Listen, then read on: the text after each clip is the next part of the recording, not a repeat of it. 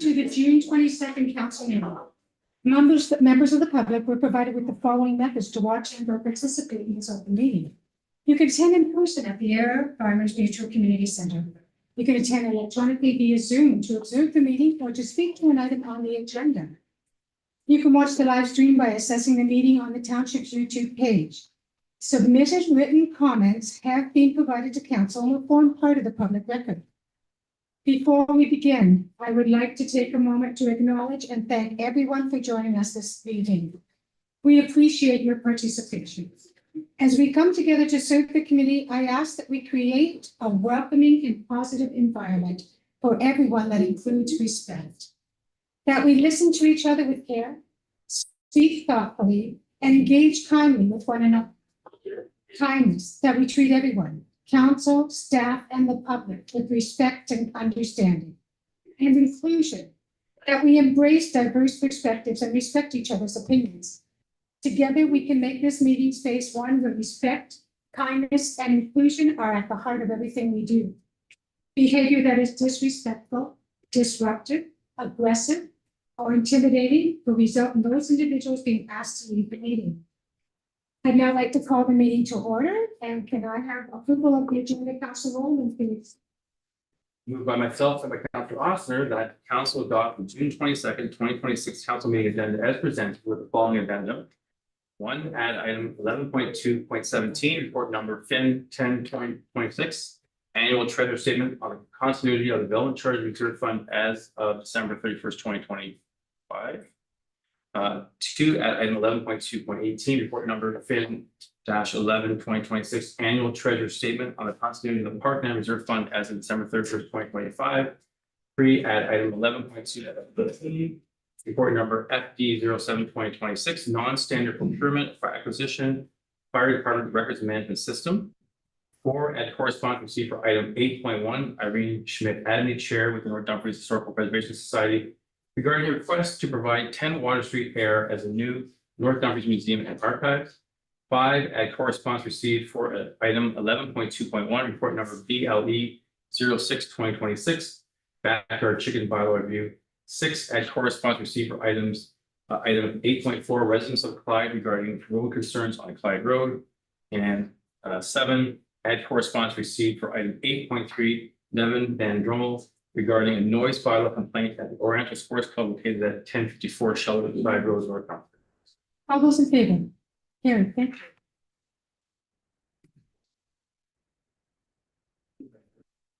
I'd now like to read the Indigenous acknowledgement. We acknowledge the land on which we gather today is the traditional territory of the Haudenosaunee, the Anishinaabe, and the Neutral people. We acknowledge the enduring presence of the Indigenous people with whom we share this land today, their achievements and their contributions to our community. We offer this acknowledgement as an act of reconciliation between Indigenous and non-Indigenous peoples of Canada. And today, as I was at several different events and meetings, I ran into the chief of Six Nations and the chief of Mississauga to give you credit. Both women, both wonderfully active, both doing a really great job in working towards reconciliation so that we can be partners in this wonderful country. And I think that's what we need, is to respect one another and work together for the betterment of Canada. So let's pause and reflect on it.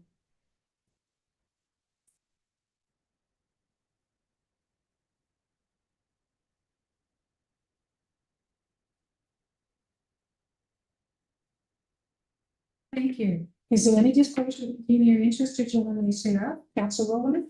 Item 11.2.12, the deeming bylaw for 16 and 60 Wallace Court, I own property directly adjacent. Councilor Austin?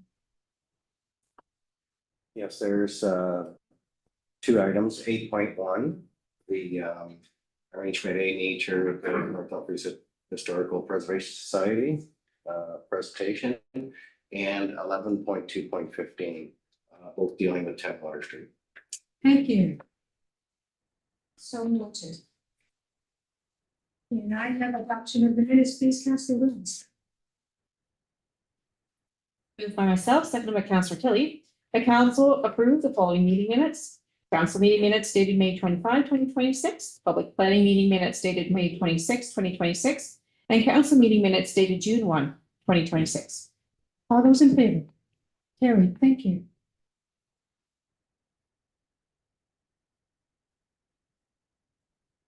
We now have a presentation to Kate Cressman regarding the 2026 Senior of the Year Award. Just a minute, let me. The month of June is Seniors Month in Ontario. I'd like to acknowledge and honor and celebrate on behalf of Township Council and the contributions and hard work that seniors from across the township have done all their lives to enrich North Dumfries and to make it a great place that it is today. Each year, the Ministry of Seniors and Accessibility invites municipalities in Ontario with the opportunity to recognize an outstanding senior who, after the age of 65, enriches the social, cultural, or civic life of the community. I'm pleased to announce that Township Council has awarded the 2026 Senior of the Year Award to Kate Cressman. Kate, would you please come to the podium? I have a last certificate for you.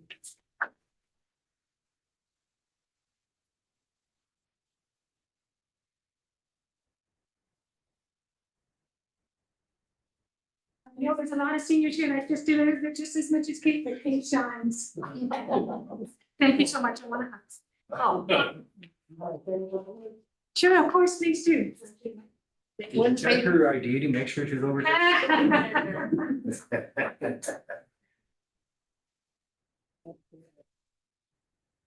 Thank you very much.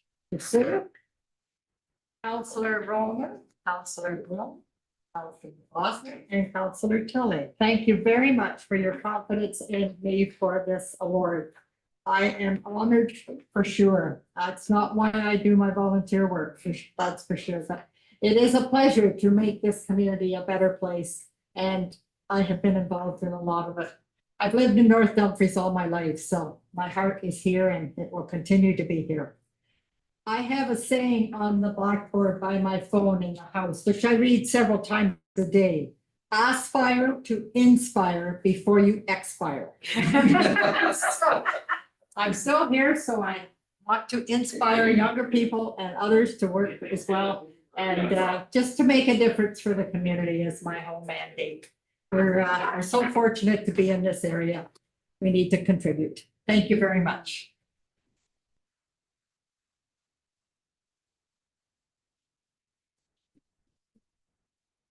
Moved by myself, seconded by Councillor Wilms, that the presentation to Kate Cressman regarding the 2026 Senior of the Year Award be received with congratulations. All those in favor?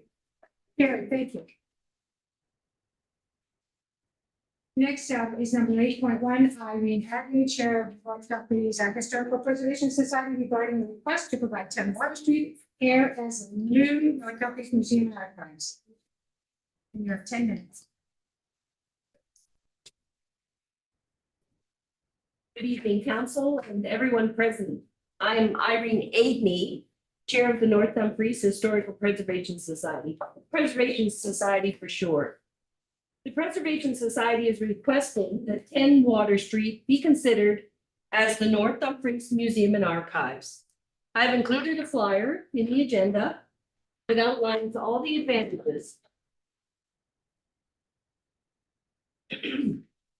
It outlines all the advantage for a municipality to have a museum and archives. There are other factors to consider as well. The first is a matter of balance. The balance between sporting facilities and cultural facilities. The balance between providing numerous state-of-the-art facilities for the sports-minded people in the community and those interested in culture. A museum is connected to the cultural well-being of a municipality. The Preservation Society is a support for the community. People looking for their heritage, planners needing historical property information for their applications. And just last week, I attended the Greenfield Mill and discussed that the Preservation Society could provide historical artifacts for a display area that they may include with their new venture. We get at least 2 requests for information a month for asking for information.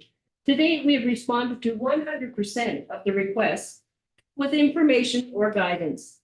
Another reason is the Municipal Act, Section 251. It stipulates that a municipality must retain and preserve its records and those of its local boards in a secure and accessible manner.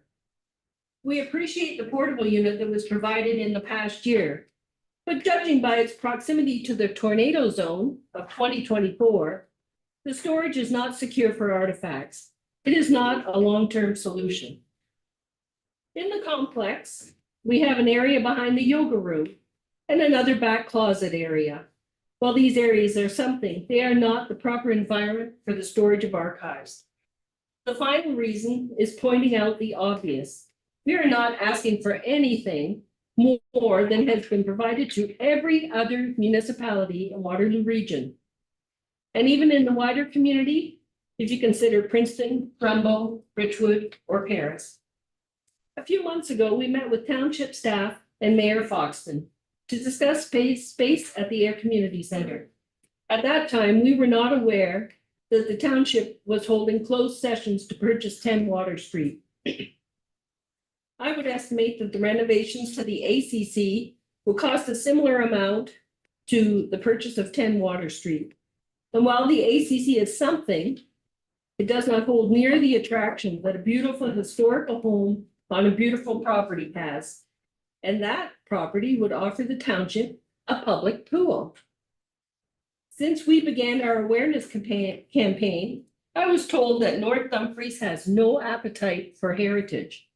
I hope that is not a fair comment. There are so many exciting possibilities that 10 Water Street offers. We are asking for a chance to work with staff to discuss grants, plans, space requirements. I understand the home will be vacant next month. So now is the time to secure the future home of the North Dumfries Museum and Archives. Thank you.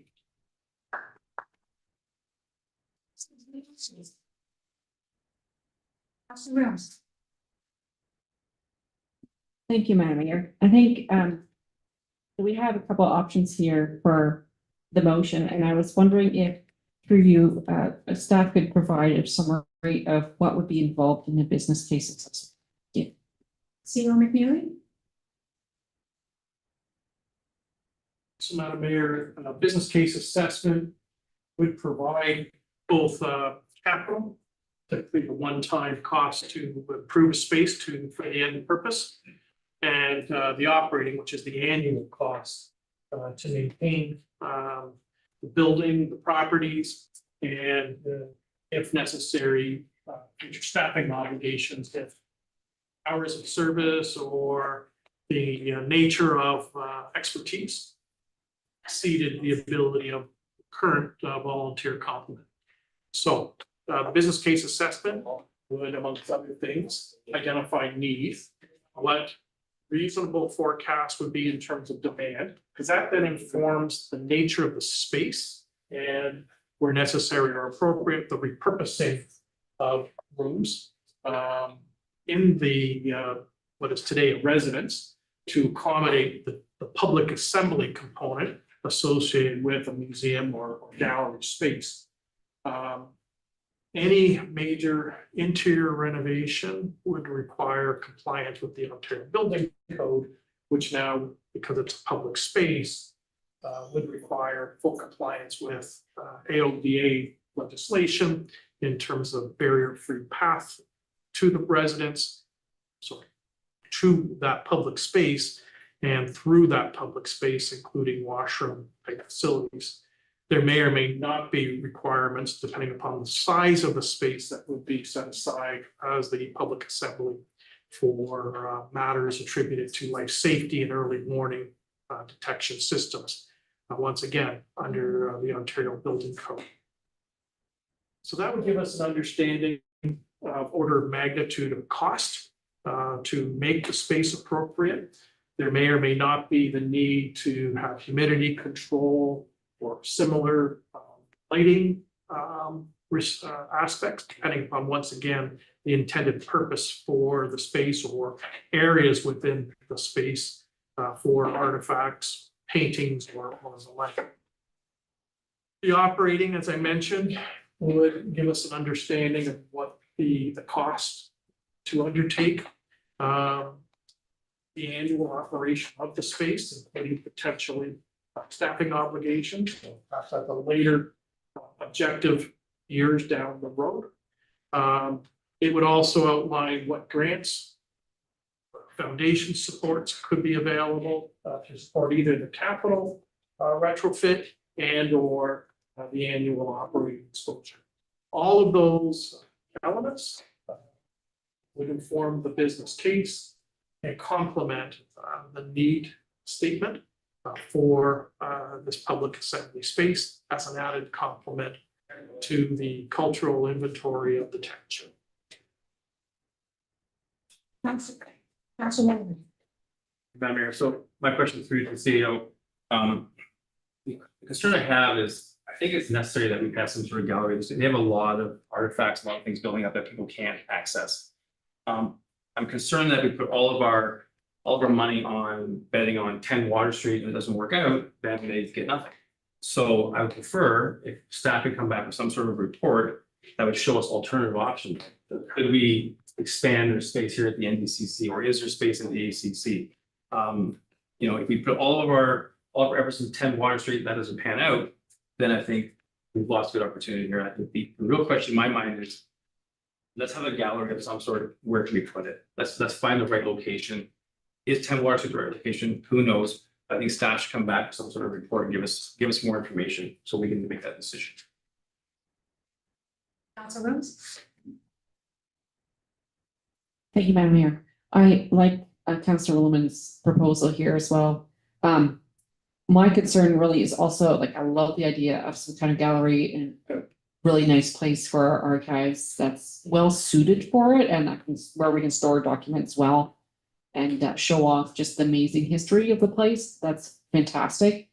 I also have concern about the fact that we're not planning on keeping this building because we kind of borrowed this money, scrimped and put it together. And so I do have concern as well on how we would fill that $1 million+ hole if we do decide that Water Street is the best opportunity. So that would be something I'd like to see in their report as well, for if we go ahead with that. So. I see no other comments, so the motion, please. So moved by myself, second by Councillor Rowland, that the delegation from Irene Schmidt-Adney, Chair with the North Dumfries Historical Preservation Society, regarding a request to utilize 10 Water Street here as the new North Dumfries Museum and Archives received. And that the North Dumfries Historical Preservation Society be directed to prepare a business case assessment in support of the proposal and submit to the township. You can finish that last sentence. No, I wasn't going to add that last bit because I think we need to wait for information before we add anything to the budget. Okay, so we're going to strike that last comment on the motion. And You agree with striking it? Yes. Okay.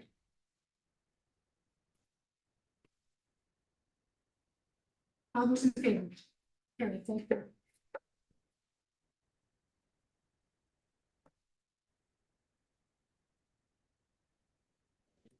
So Larson, please, thank you.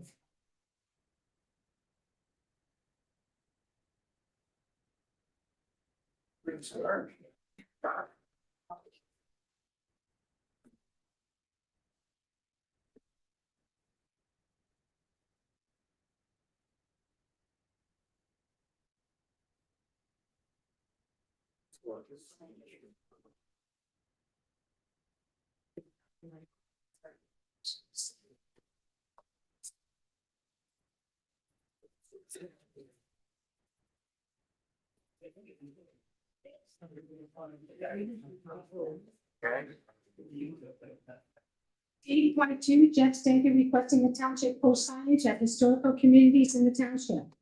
We have 10 minutes, Jeff.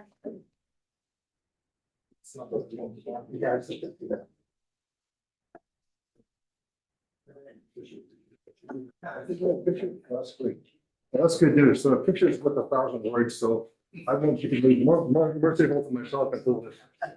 Let's get this up first. So check that sign out. Isn't that wonderful? I'd just like to see that in the township location. So where I live at Blackhorse Corners, if I go west on Oxford Road 8, I go through Perry's Corners, and then once I get through Washington and Plattsville, I get to Bling Pond before we get to Chester here. So I'm thinking in the township, we have a lot of really interesting historic spots like including the old schools, the old public schools we used to have. We have 3 villages that make up the settlement of air. And where I live at Blackroot Corners, and who knows, that all kinds of stuff in the Clyde that I don't know about, there's sure there's lots of historic spots. So with that framework and that picture, I'd like to ask the township to consider putting up signs like that in the township of North Dumfries. Thank you. Councillor, questions or thoughts? Councillor Rowland? Thank you, Madam Mayor. My question is through the CAO. I have seen these signs throughout Oxford County. They do it quite a bit, but I noticed that they're put up by the county. So my question would be is, are we allowed to put up those sort of signs on regional roads, or is that the region has to do themselves, or how's the process? But I do like the idea of it. We've talked about it before at the Heritage Advisory Committee about doing this, but I know we ran into the roadblock about who owns what roads and can we put things on regional roads and all that, so they're not done. CEO McNeely? Madam Mayor, through the council role, on any local road, obviously the township is the road jurisdiction authority, and council has the ability to put any sign on your local township roads.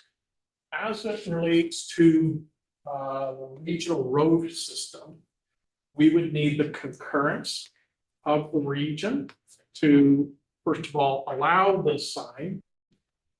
They would dictate perhaps where the sign would be. It may not necessarily align with I'll call it the historic boundaries of the settlement area. It may be in proximity, and that could be because of driveways, intersections, perhaps curves on roads, whatever. I have every expectation that the region, if they were to grant these permissions, would require the township to fund the cost of the signs. And historically, any signage within their road allowance would have to be installed by regional officials. But we have not had a discussion with the region in the recent past about alternative signing or signage on their road allowance. But it's something that if council wishes to entertain, we can have that discussion with our counterparts at the region. CEO McNeely, I sort of like this to be investigated on what community we could put them in, where they would go. I'd also like to figure out that if we want to get around the region, what the nearest property owner allows to put it on their edge of their property. Because it wouldn't then be in the new regional jurisdiction. It's an option. But I would like to see what potential ones we have. So, Madam Mayor, just for clarification, the region does have a sign bylaw, which places restrictions on signage on private property adjacent to regional roads. So it may not just be as simple as moving it just outside the regional road allowance. It would then have to conform with their road signage bylaw that's been duly passed by regional council. I think it would be better, if we're going to pursue this, to have it in the regional road allowance. I say that for 2 reasons. One, there's a minimum separation from the road allowance for the posting of any sign. And given the width of some of the regional road allowances, the sign would then be quite a distance off the travel portion of the road. And it would be, I'll use the word inconsistent with perhaps other locales where the signage has been installed. I think you want some sort of standardization to reinforce the message. If I look at the Oxford County signage, it's consistent regardless of what municipality in Oxford County you're traveling. And it's consistent from settlement area to settlement area. And so it's part of their branding to recognize those important historic settlements, some which don't exist anymore, but still are found on our private lands. Could we maybe just start by finding out which historical settlements we would have to look into first? So if we could find that first, that information first, and see which ones aren't on the original. Councillor Austin. Just a quick question for you to probably Councilor Rowland. Did we not start doing this a while ago when we discussed about putting the street signs, making them, remember we bought the street signs for the older parts of air and stuff like that, and also the greenfield signs. Did we not extend that, or did we just stick to greenfield? Mayor, Chief Councilor Rossler. I remember there's something we discussed at the Heritage Committee that didn't go anywhere. We just did the downtown area ones, but we did talk about, Black Horse Corners and I think drive-in. Drive-in, I think she asked as well. There's a few other communities that were starting to ask that sort of thing. There's one, you go to Roseville and turn left on Roseville Road, so go around the bend, there's one right there with the cemetery is, there's a little stone that's there. Plum tree. Palm trees. Yes. So there was a few like that we had started looking into and then we kind of just dropped it. And that was a previous term of council. So I think it's something that we have talked about in the past. So I think it would be good to bring it back to the Heritage Committee and have us discuss it more. So with everybody's in favor, we'll hand that to Council Roman and Heritage Committee. All those in favor? Just actual resolution. There is a resolution, and that is, So same thing. who's got it? Council Rossman, please. Well, myself, second by Council Roman, that the delegation from Jeff Stager regarding township post signage at historic communities in the township be received with thanks, and that the signage at historic communities be referred to the township's Heritage Advisory Committee for review, consideration, and a recommendation to council. All those in favor? Carried, thank you. Last question, if your worship of me, would it be advantageous that I went to regional council with this idea? Obviously, there can be partners. Well, not yet. Right, We can okay. see if there's gonna be any on regional roads. If it's not an issue, I don't want to involve. Well, I'm thinking, I'll get too far ahead of it, but it's a county and regional road and then we have a region in here. Presumably, other townships would like to do the same. So let's So just, eventually, the region has to, that be at a higher level of government, so they have the authority to. let's just find out, sort of wait till we find out what we have. That's okay, it's one stage at a time. Oh, yeah. well, Yes, we want short, yes. Oh, yeah, Thank you very much. thank you. 8.3, Neville Van Drum, regarding the noise bylaw complaint at the Oriental Sports Club located at 1054 Shelly Side Road, North Dumfries. Good evening, Madam Mayor, councilors and bylaw. My name is Nevin Van Drummel. We chose North Dumfries as our home. Unfortunately, when we have had to use the North Dumfries bylaw systems, it's been a long, disappointing, ineffective experience. Specifically noise originating from 1054 Shellard Side Road, the Oriental Sports Club, OSC. Noise bylaw 3421-23 states, and whereas people have a right to and should be provided to the extent possible, an environment free from unusual, unnecessary, or excessive noise which may unreasonably degrade the quality and tranquility of their life or cause a nuisance, with general prohibitions clearly outlined under Title III and Section A of the bylaw. On June 3rd, 2024, I visited the North Dumfries Municipal Office. I needed help navigating the system for noise complaints originating from the OSC, and I asked to meet with the bylaw supervisor, who was not in. Instead, I reviewed the noise concerns complaints with the deputy clerk's office for 45 minutes. Unfortunately, excessive noise continued from the OSC, and I recorded a grand total of 12 noise complaints and 16 firecracker, fireworks, firearm discharge complaints in 2023 to 2024, with no resolution to any of my complaints from bylaw. On July 8th, 2024, I appeared before council, reiterating noise concerns and to oppose future noise exemptions by the OSC. And still noise continued from the events held at the OSC, negatively affecting our lives, peace and tranquility. I decided to help bylaw by being proactive. In July 2025, I shared the future OSC events with bylaw in the hopes that they could schedule staff in advance to witness, hear, and enforce the noise bylaw if there were any infractions. The event was on August 8th, 2025, featuring live music and a DJ on their new patio, approximately 75 meters from our backyard. I inquired to the clerk's office about noise exemptions applied for by the OSC for live music and was told that there was no exemptions applied for or granted. On August 8th, 2025, the live patio event was excessively noisy. I filed a complaint about amplified music and voices originated from the new outdoor patio at the OSC. There was no satisfactory resolution from bylaw to this complaint. On September 12th, 2025, another outdoor patio event took place featuring live music, and I filed another complaint to bylaw about excessively loud, live amplified music, loud enough to hear in our house. Again, no action taken at that point by bylaw, and a request to follow up. September 15th, 2025, the North Dumfries Clerk's Office replied to my complaint stating bylaw coverage isn't 24/7.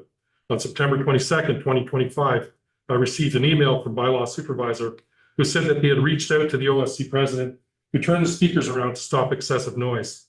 I can tell you that firsthand, that was not a solution. The bylaw supervisor suggested we meet with the OSC president to discuss next year's events and to plan out solutions to mitigate noise. I was hopeful and optimistic that keeping lines of communication open with the OSC would help, and that I would hear about how they would address the noise they were making. Nothing else was working. Bylaw sent an invite to meet on September 24th, 2025, which I accepted. They would follow up with a meeting date. On November 10th, 2025, 6 weeks after the initial noise complaint, I followed up with bylaw about a meeting date as I was concerned the meeting wouldn't happen. Finally, bylaw set a meeting date of November 24th, 2025 at 3:30 p.m. I took time out of my schedule to meet with the bylaw supervisor and OSC president. During the meeting, I was accused of being a complainer. I was questioned why we bought a house next to the Portuguese club with 65 years history without expecting noise. I was also told that our residence was formerly owned by the Portuguese club OSC and that they never should have sold it to anyone other than someone of Portuguese heritage. Needless to say, I was very concerned about the inferences and mentioned they had no relevance to resolving the noise issues which the OSC created in the first place. 2026 and the noise continues. On May 4th, 2026, I received an unsolicited email on behalf of the OSC president with dates for events at the OSC. In summary, they recognize that being a cultural hub, there may be noise, more activity, and traffic at the events, and would do their best with the organizers. They also told us to plan accordingly, and thanks for being a part of their neighborhood. May 6th and 7th, 2026, I proactively sent the schedule of events at the OSC to bylaw, Madam Mayor, Councillor Tilley, and the clerk respectfully requesting that bylaw plan to monitor the events on the dates for excessive noise. The dates arrived, and on May 10th, May 30th, May 31st, June 6th, June 13th, and June 14th, 2026, I submitted more noise complaints to bylaw, Madam Mayor, councillors, and the clerk about excessively loud live music and amplified voices. These were the exact dates I proactively sent to bylaw, and nothing was done. To date, I am unsure of the status of bylaw's investigation and outcome into my complaints. Again, this past Friday, June 19th, 2026, approximately 6:30 p.m. to 9 p.m., I reported excessively loud music from sound equipment on the OSC property. I included video and sound bites of the noise from dates and events to help bylaw investigate. It's worth noting council approved the noise exemption for June 30th, 26 to Whistle Bear Golf Club for the event with loud amplified music, food trucks, and fireworks. Why is this important? A similar event is scheduled for July 10th, 2026 at the OSC. Latin Patio Night, Rhythm and Soul Under the Sunset, Dancing Under the Stars, with live music, a DJ, food trucks, and a surprise performance at 9 p.m. Again, I sent an email to the clerk's office asking if there were any noise exemption applications by the OSC. The clerk responded that there were no noise exemption requests or approvals as of June 16. Why hasn't the OSC applied for a noise exemption if Whistle Bear had to? Also, is there appropriate licensing for the food trucks with the township in advance of the OSC event? Moving on, here is a list of future events at the OSC advertised on Facebook. June 26th, outdoor patio dinner dance with live music and a DJ. I just mentioned July 10th, Latin Patio Night. July 17th, 18th, and 19th, entertainment with a DJ and singer. I'm certain many more events are planned for the remainder of the summer at the OSC, which will be excessively noisy if there isn't any enforcement of the noise bylaws. The unnecessary, excessively loud amplified music, loud voices, and shouting originating from the OSC have and continue to have a negative impact on our lives, peace, and tranquility. We are often woken up in the middle of the night with noise loud enough to hear in our bedroom with the windows closed. Friends and family visits are ruined because of excessive noise. In my opinion and experience, it's obvious that bylaw has been ineffective in their role to enforce bylaw 3421-23 with OSC management and owners. In my opinion, the OSC don't follow rules nor care about the noise they make because there are no consequences or accountability for their actions. And so far, the noise bylaws mean nothing to them. I have questions to bylaw, Madam Mayor, and councillors. After 4.5 years and over 20 complaints, why hasn't anything been done to address and enforce the noise bylaws with the OSC? When will something be done? Why don't the same bylaw rules apply to the OSC as to any other business, special event, or resident, despite numerous complaints and video with soundbite evidence? Last question, how is it that North Dumfries bylaws and the systems in place to protect the rights of citizens of North Dumfries from being negatively impacted? Citizens like us who live here, pay taxes and contribute to our community are ineffective, and what will be done to fix the system to protect our rights? I'm presenting sound bites from videos I submitted to bylaw to aid in their investigation. Please keep in mind that these events often start in the morning and continue for hours on end until late evening and are often multi-day events.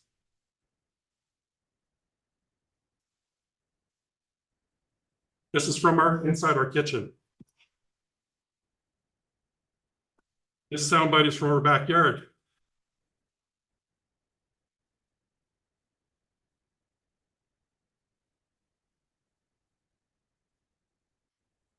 This soundbite is again from our backyard.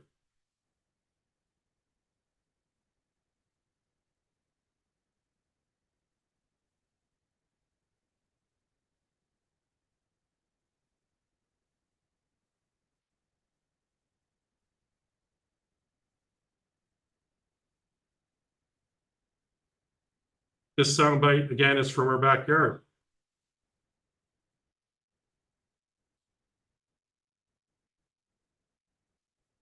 You have 45 seconds here. Finally, these are the last two complaints from July 19th.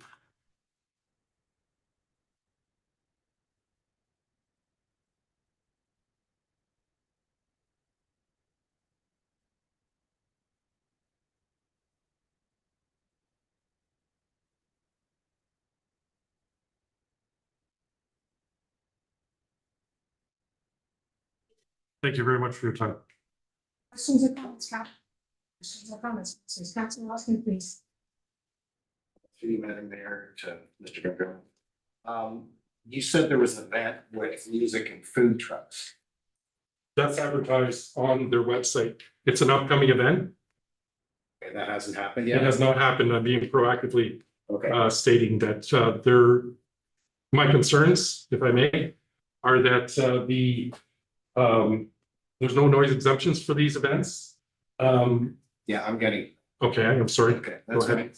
fine. So my question to you, to Cino McNeely or Justin is, have they applied for permits for the food trucks? Have they applied for anything for this event?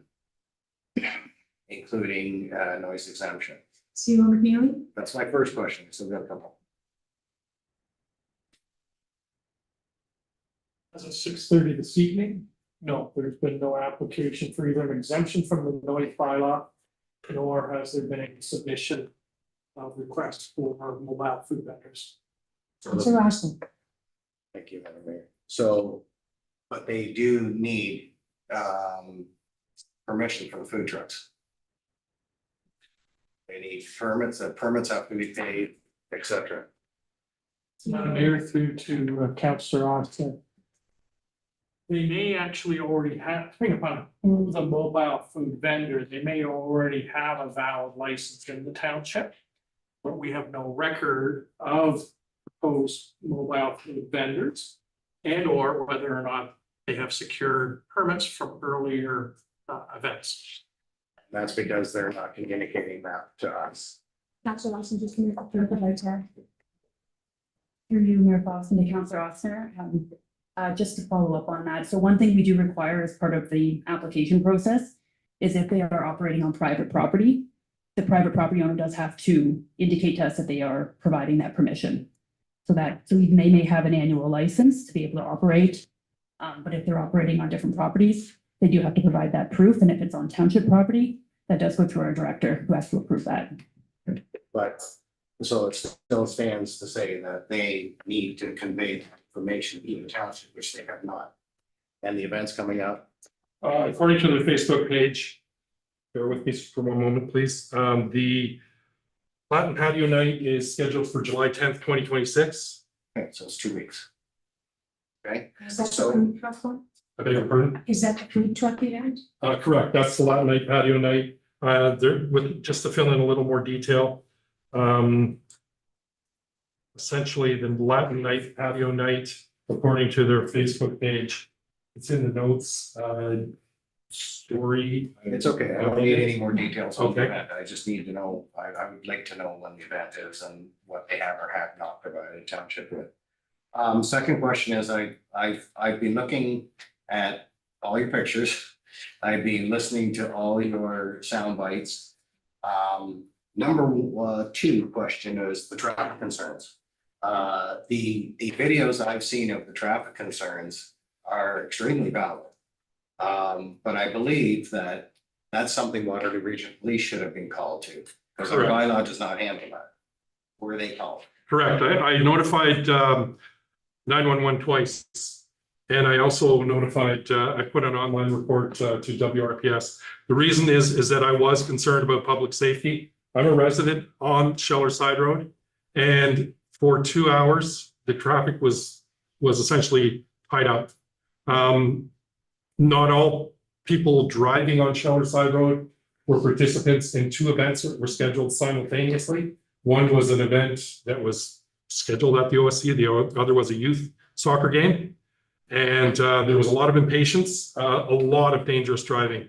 That is why I felt it was in the public's own interest and safety and my civic duty to call in, because there was one instance where there was a youth soccer player walking down the middle of the road, and the trucks and or cars heading southbound were heading directly for him. Unfortunately, I shouldn't say unfortunately, fortunately, they avoided him, but traffic was snarled. People were extremely impatient. They weren't involved in a lot of cases in the events, but the other concern I had was that as a resident or even any other person who may need emergency services, it was snarled. I highly doubt a fire truck, an ambulance, or police can get through. So I'm wondering if it's possible that we could relay this information to Waterloo Region Police and the schedule of events that are happening at the Oriental Sports Club to see if they can monitor it a little closer, because like I said, the videos I saw, I mean, I think if any officer was there, there would be a concern. And if not, maybe the Oriental Sports Club, it should be hiring some off-duty police to direct traffic and keep the traffic flow and keep the safety of the local residents. So, if I may, do you have a copy of the motion? I'm not done with my questions. Well, just a minute though, because, we're directed, WRPS is not going to interfere with bylaw, and they've said it a lot of times, they're going to let bylaw do their job. The traffic is a different situation. You're correct. That's You what I'm want talking to say anything? Okay. Carry on, Councilor. So, yeah, two separate things. The event with the food truck thing is one thing. This traffic concerns is where I was on question 2. I was just wondering if there's a way we can let Waterloo Regional Police know this, possibly even send the video and the list of events that are coming up, so that if the traffic snarls happen again, they can be looked at. Can I just The ask, other- did you did get all of it, correct? I'm sorry, Mayor. You put in a complaint to WRPS. did you not? Correct. I filed several complaints with the WRPS about aggressive driving and riding, particularly for people coming in and out of the Oriental Sports Club, motorcyclists, extremely aggressive, very fast riding, dangerously so. And as a resident, I'm concerned for their safety as well as my own and anyone else who lives in the neighborhood or traveling on Sheller Side Road. Secondly, I did call 911 twice during that traffic snarl of close to 2 hours. The first event, when I called 911, they said that there was an officer en route. It's when I saw the youth walking down the middle of the road, and it was 45 minutes later, I decided to call again. And I do believe an officer did respond. I didn't see any officers. But that's me. I'm not sure if they did. There are reports with the WRPS, absolutely. Thank you, You're welcome. Councilor. Anybody else first before, usually councilors are allowed to question, Councilor Bowman. Mayor, I just want to continue what Councilor Ross was asking. My question is to staff. What is the zoning on this property and what are the restrictions on this property? Are they just allowed to do whatever they want? I feel like this is the same group that had that bull in the rope thing going on. And we tried to intervene with that and we got our hands slapped on that one. But I just want to know if staff can maybe give us some idea of what what actual authority we have here, or this group just allowed to do whatever the heck they want out there and tell our side road. So I see that it's a toss-up as to who's. Justin, thank you. They are zoned appropriately to have the club at that location. They do still have to comply with bylaws. There has been conversation with legal counsel about what's going on. And there's gonna be follow-up from us.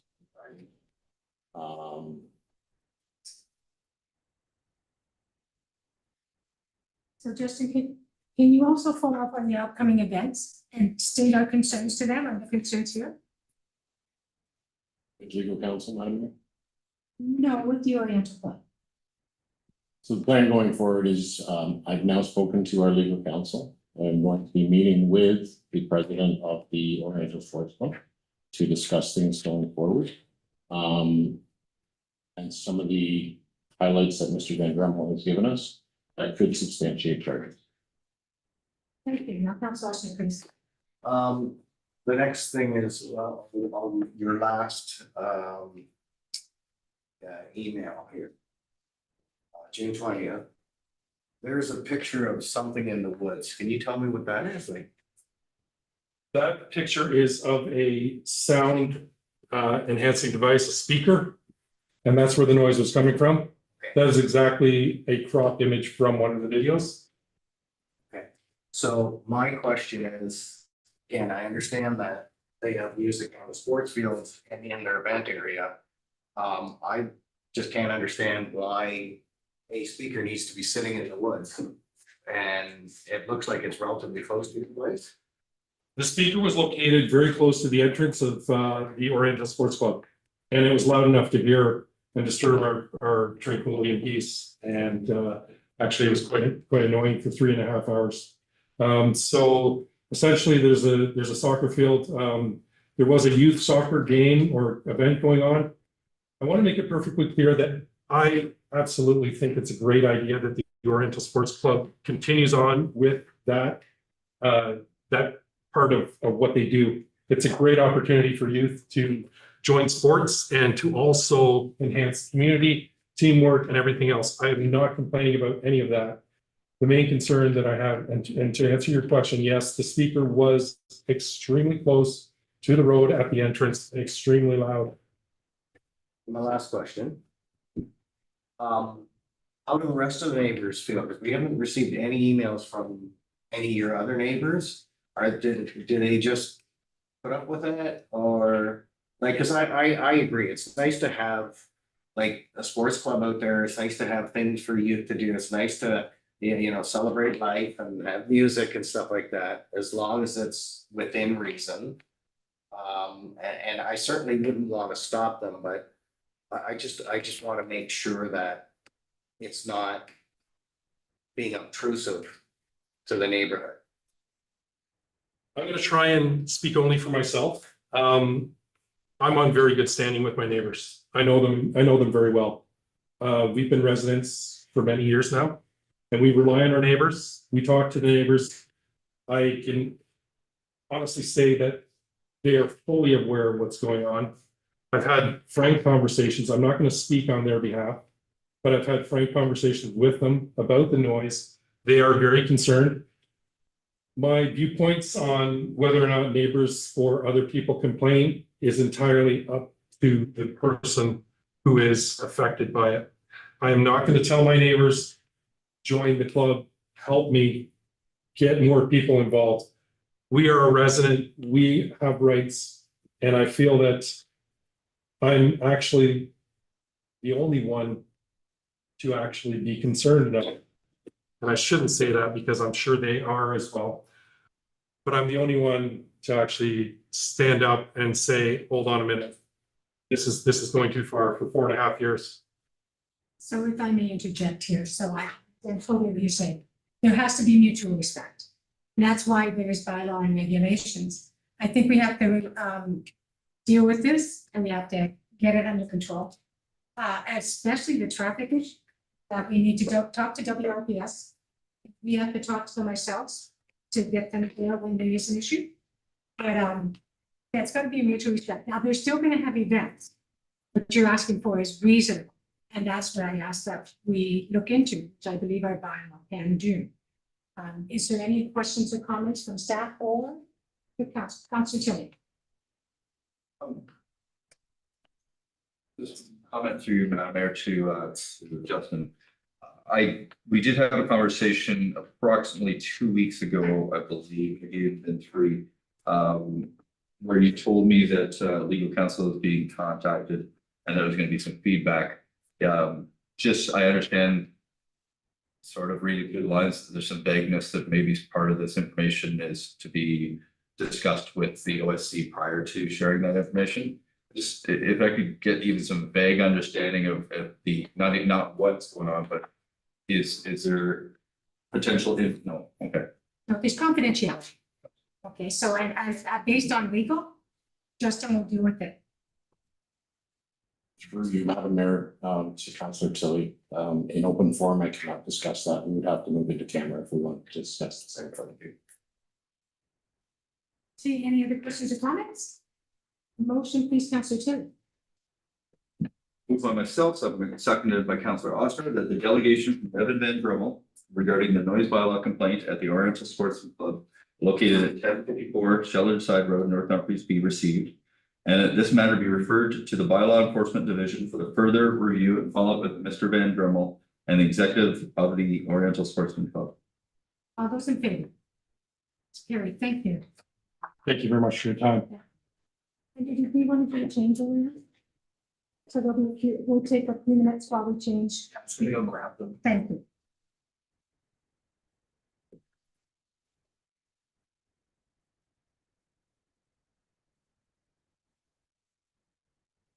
And you want them invited to go for this?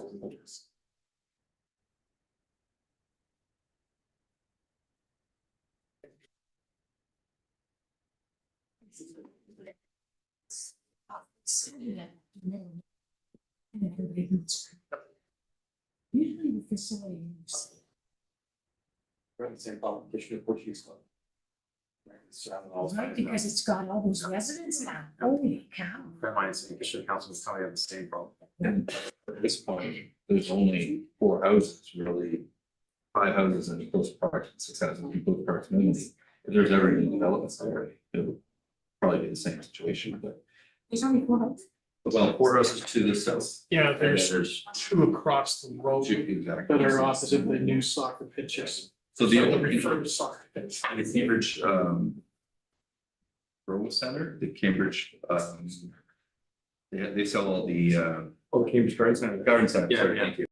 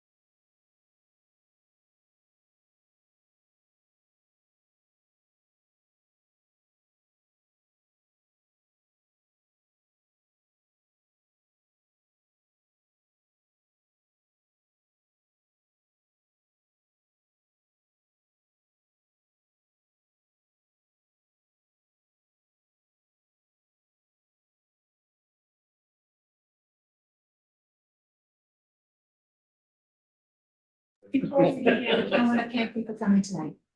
We know how serious this situation is. We know there has to be a resolution. We just want to do the right thing. As I spoke to some of you earlier, somebody said a freeway stop, but as you know, people don't stop at stop signs. They don't stop anywhere at stop signs. They think they're a suggestion, especially in the township areas. So we want to find the right solution, but for now, this is your presentation. Please proceed. Okay. Thank you for seeing us on short notice. Scott, thank you for investing time in meeting with us and hearing us clearly and helping us formulate. Is it on? It is. Okay, so.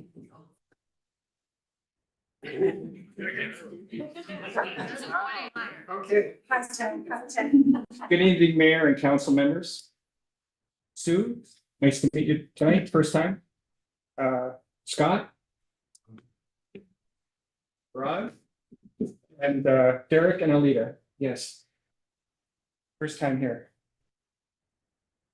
In trust and with love, we look to you to be caretakers of the best interests of our Clyde residents. Clyde residents, we've come out in force and with love in our hearts and with unwavering determination, we will forever remember our neighbor, Nathan Smith. And tonight we honor him and we come with purpose and action.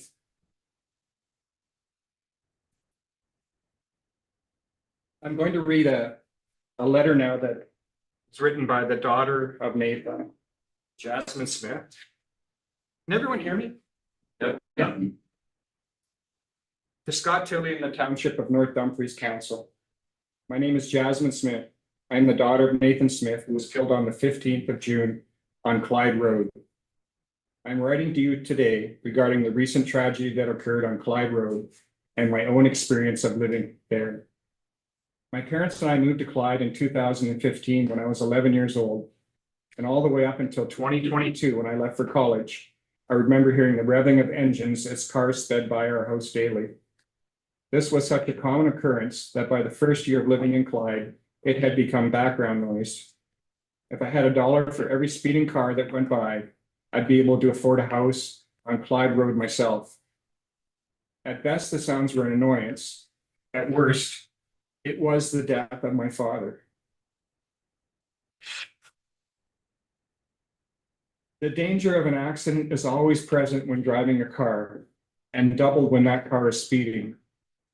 This has always been a problem with Clyde Road, and the reality is that my father's death was preventable. This is not the first accident either. Just last year, there was another case of young teenagers involved in a crash on Clyde Road that sent them all to the hospital. The implementation of speed bumps would force drivers to slow down for their own safety and that of others, and speed cameras would discourage drivers from speeding with the risk of fines. It seems obvious to me that if a road has a consistent problem with dangerous accidents and an outcry from the community, that some sort of action should be taken. Why hasn't it? Why did the death of my father have to happen? Of course, we don't know what the future holds, and I could go on and on about the what ifs and the if onlys, but if some action had been taken sooner, I believe my dad would have finished mowing the lawn. He would have gone back inside and continued his day. I would have seen him again. The residents of Clyde are equally as important as the residents of Ayr, and we are all living within the region of North Dumfries. Yet the community is much less developed and funded. Having these speed bumps and cameras installed is the very least that could be done. I implore you now to take action. I am angry that nothing has been done sooner. But if this is what it's going to take, then so be it. Do it for my father. Do it for the current and future residents of Clyde and those passing through. No one should have to feel unsafe and unheard in their community. Just months ago, I lost my grandmother, and I was naive to think that I wouldn't have to mourn another loss anytime soon. I realize now more than ever that change and preventative measures must happen before it is too late. Please take action. Lives depend on it. Sincerely, Jasmine Smith.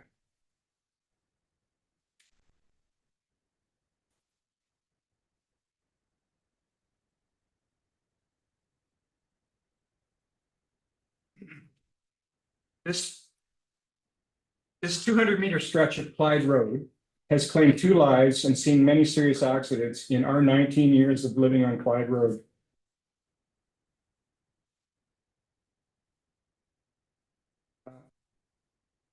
Picture that's not there is June 25th, 2008. 17-year-old Christopher Robbins died after speeding, losing control, and striking a tree. 17-year-old passenger survived with life-threatening injuries. October 6, 2025. A 15-year-old female driver speeding, lost control, crashed into a hydro pole, injuring 4 teenagers. June 15th, 2026. Our neighbor and friend Nathan Smith was killed while mowing his neighbor's lawn. A 16-year-old female driver with 3 15-year-old passengers was driving. Video footage has revealed that the BMW was traveling at over 200 kilometers per hour. And we have that clip.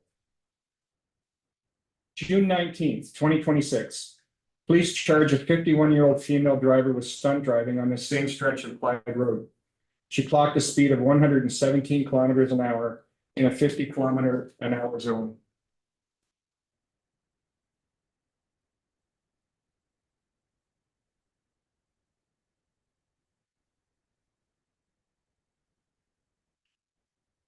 As seen in the previous slides, change is needed as soon as possible. We as a community are looking to create a safer neighborhood. The focus should be on traffic calming rather than adding stop signs everywhere. We want people to feel like they're entering a community that is focused on pedestrians, not cars. We feel this can be created through speed humps, sidewalks, curb extensions, and gateway treatments.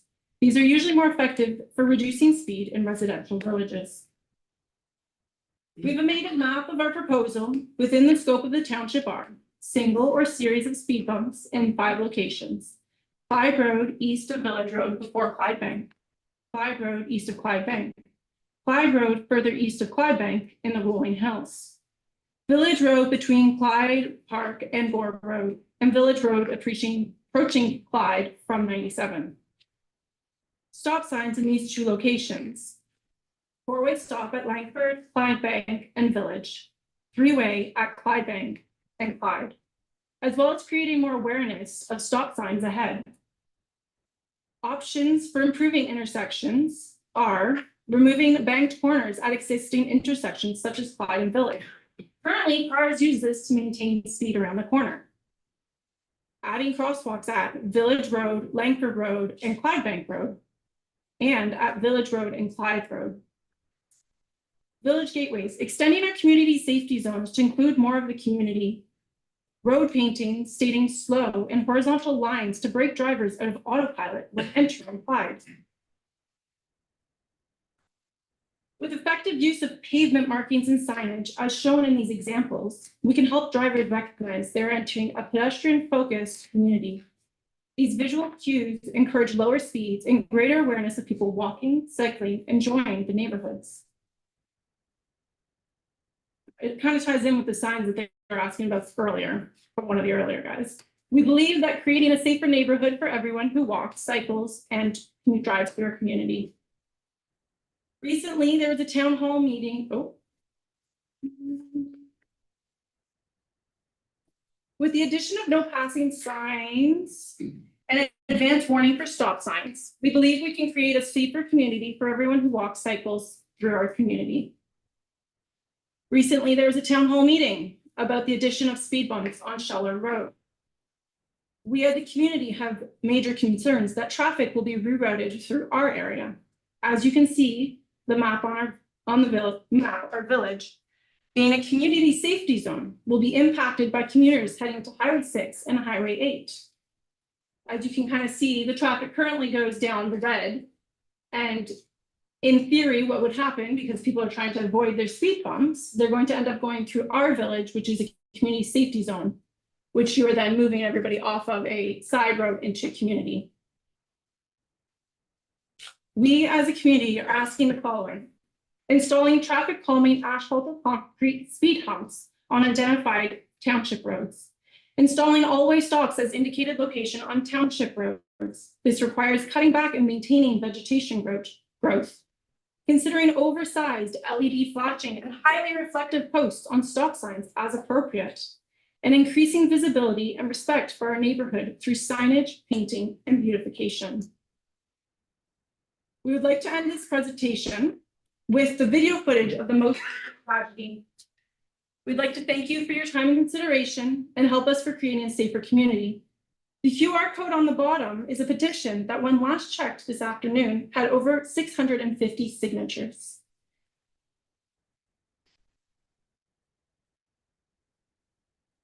If you could hear the sound, sounds like a rocket ship coming through.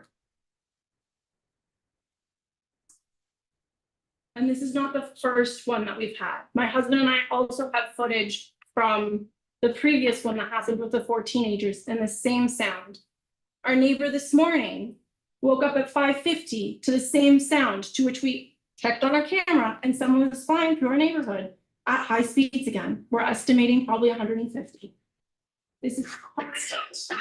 At 9:00 a.m. this morning, my kids are eating breakfast and I can hear them go through the dump truck going through, we're guessing around 90 through our village. And this is constant. So it's not a one-off. This is every day. I sit on my porch. I am at the T-stop and I see them all that embankment. And I have many neighbors that have to stop because they're walking because they almost get hit because people are focused on going around the corner and not checking for pedestrians. So we now open to questions. Can I ask that we Yeah. have a copy of your presentation? Yeah, I- you should have got one this morning. Okay. I did send an email to you and Scott Tildy and then to the clerk. So Just that I would, if we're going, to probably some great suggestions. Do you want any comments in on the video? I'm really proud of what you've done. I really am. We are going to look into the best action that needs to be taken. Councilor Austin. Who has the motion? What does the motion read? Councilor Tilly has it.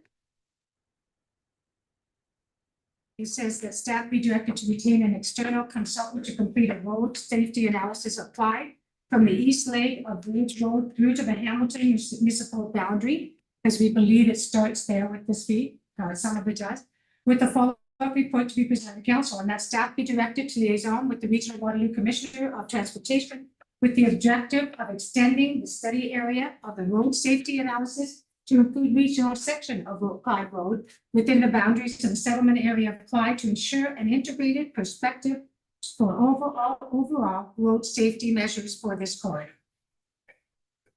Yeah. Thank you. Councilor Rowland. Thank you, Madam Mayor. Looking at the resolution that we have in front of us, it just seems like this is more time to get another report. I'd like the temporary speed humps that we have, I think you and I talked about this before. Yes. Temporary road humps that we have on Fall Street or we've used it in Greenfield. Can our staff not go and put those up temporarily while we're doing all this other stuff? Yeah. Give the residents some sort of relief in the meantime. The temporary speed humps, and can we do that? So, Madam Mayor, there was a conversation with the supervisor of operations this morning. He believes he's got 2 or 3 modules still available because we have deployed in other locales. Both in Ward 3 and in Ward 2. But he believes he's got 2 or 3 of the modules because they're individual pieces, and when you strip them across the road, he believes he has enough to do 2 or 3.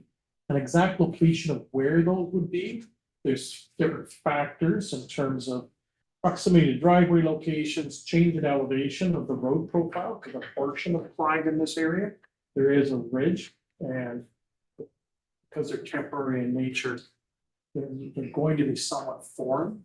But it's something that we could look at if council wishes on an interim while the other is being undertaken.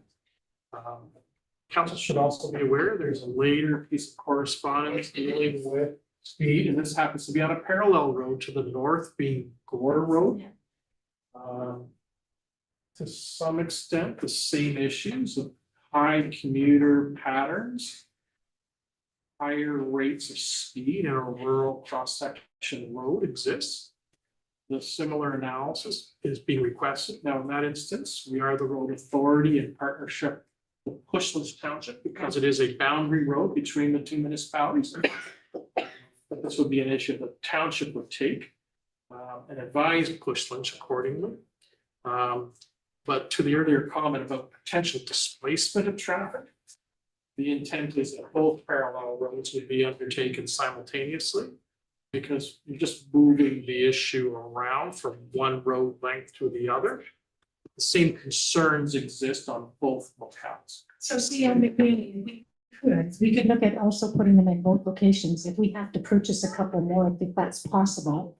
So that, because they're absolutely right, if you put them in one, you're gonna send the traffic to the other. So with Core Road, we'd actually have to seek the concurrence of Cushlands because it is a boundary road. The issue of purchasing more, that's an operating aspect.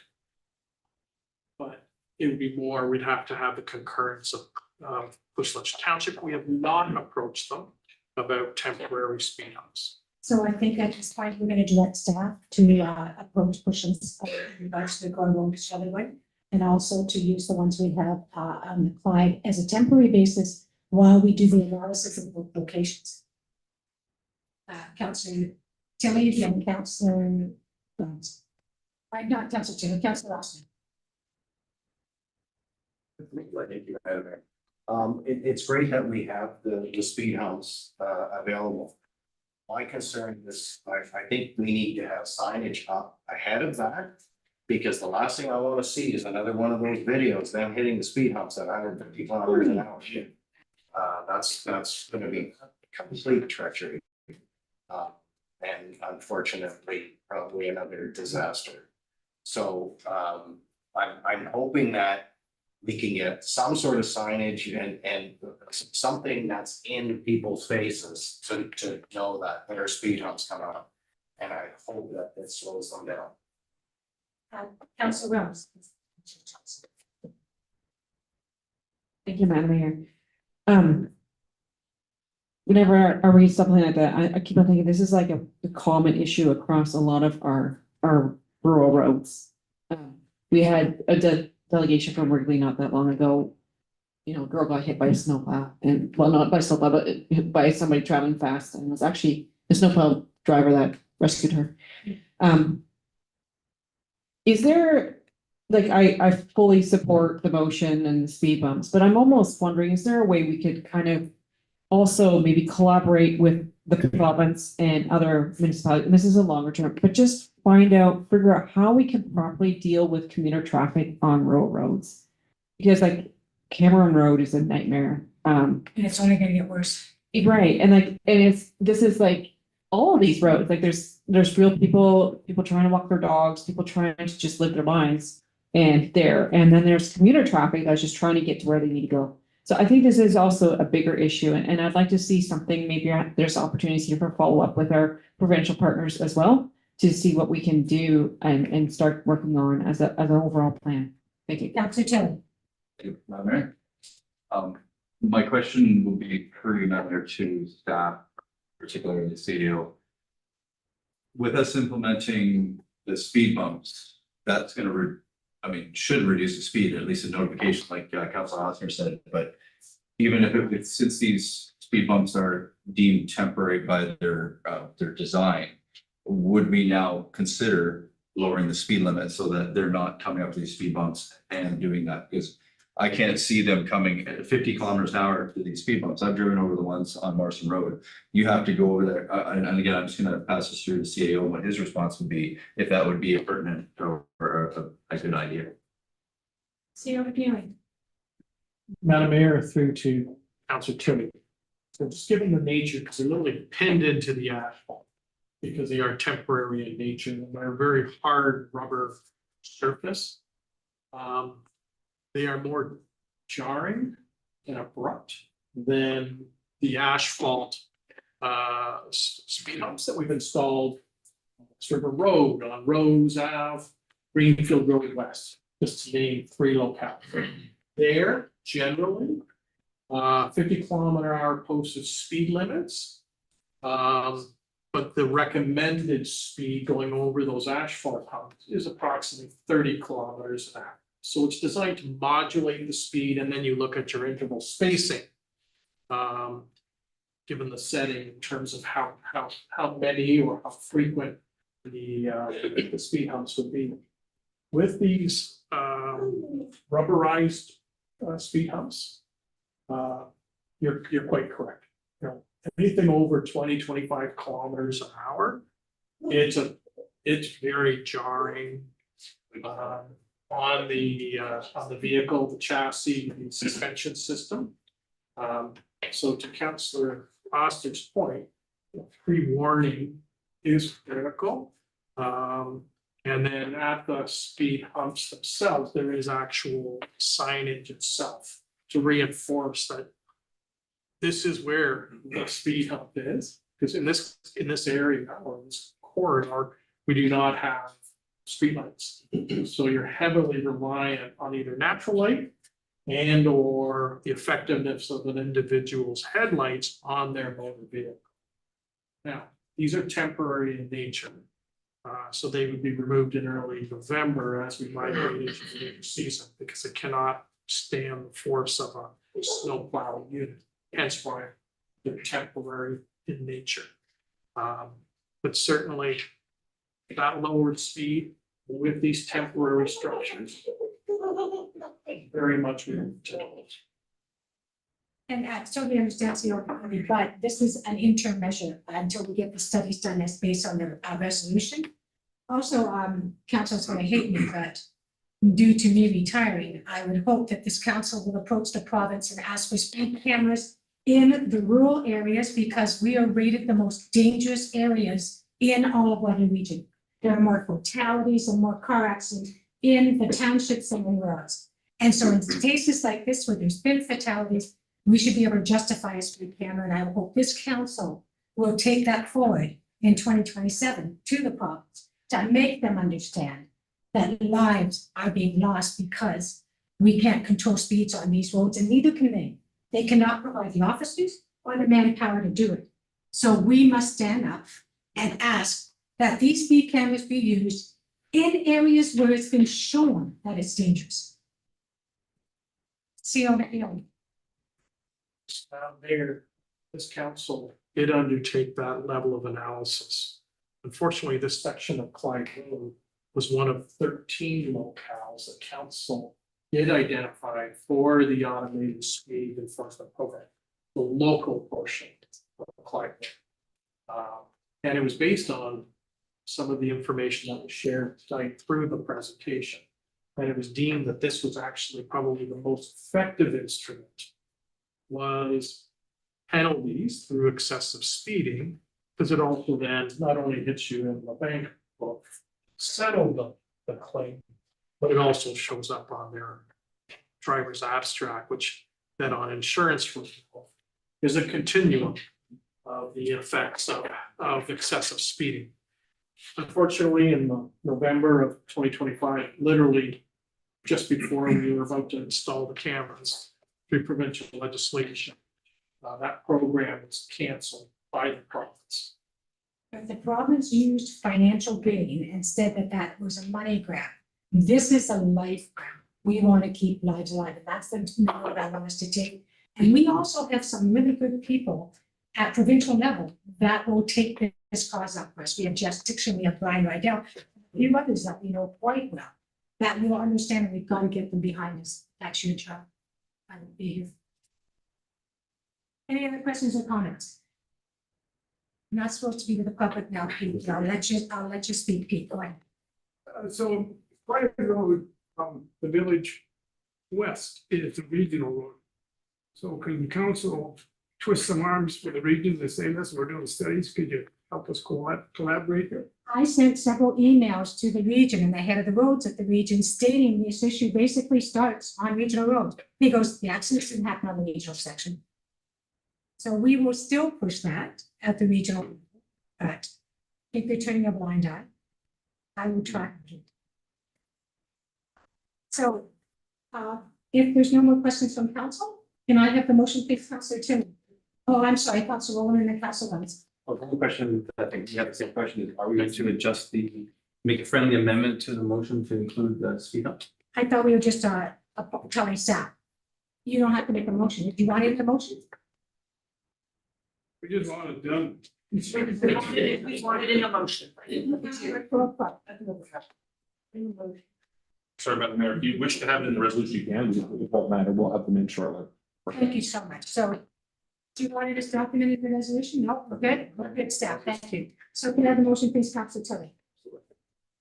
Move by myself, second by Council. Excuse me, please. Move by myself, second by Councilor Rowland, that the delegation from the residents of Clyde regarding road concerns in Clyde Road be received with thanks.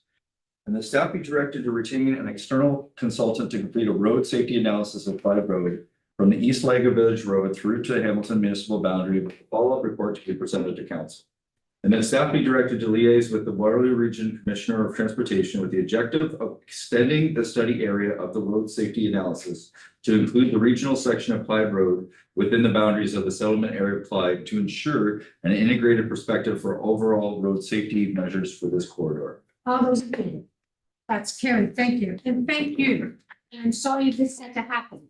That we had to just, I do want to thank. A random side question. The road painting, like, when does it happen? How often? Because the road lines are very bad in our area right now, which does increase the amount of people not seeing where they're supposed to stop or just things like that. It was just Which staff would like that? CO McNary. So Madam Mayor, because of environmental regulations, we've had to change, as have most municipalities, in the base product of all of our line needs. We're lucky if we get 2 years out of current makeup or composition of that paint. So the question is, can we paint it again? Thank you. So Madam Mayor, unfortunately, all the painting there is on the regional road at the regional intersections. Right now, there is no pavement markings on the township portion of Clyde. Can we send a letter to the region, I don't know, stating that we need those painted for the safety of the residents and the drivers? Actually, in fairness to the region, they are now out doing their stop blocks at the various intersections. I came across the crew earlier this evening, so they are out, spreading across the township on the regional. Thank you. Now, ladies and gentlemen, you're more than welcome to stay for the rest of the agenda, but should you decide that you want to go home, you're quite welcome to do that as well. And thank you so much for coming. You made a difference tonight.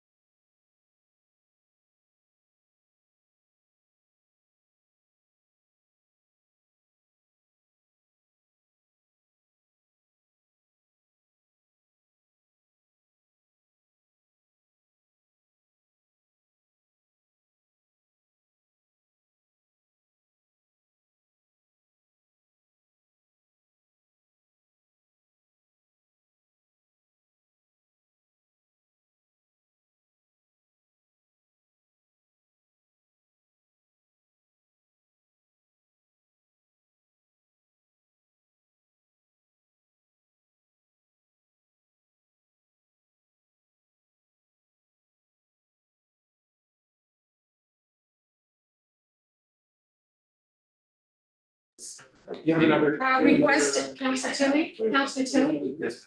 Request some consent agenda items for separate consideration. Anybody wish to lift anything from the consent agenda? Councilor Wills. Thank you, Madam Mayor. E and F, please. Okay, so we will do the motion by eliminating E and F.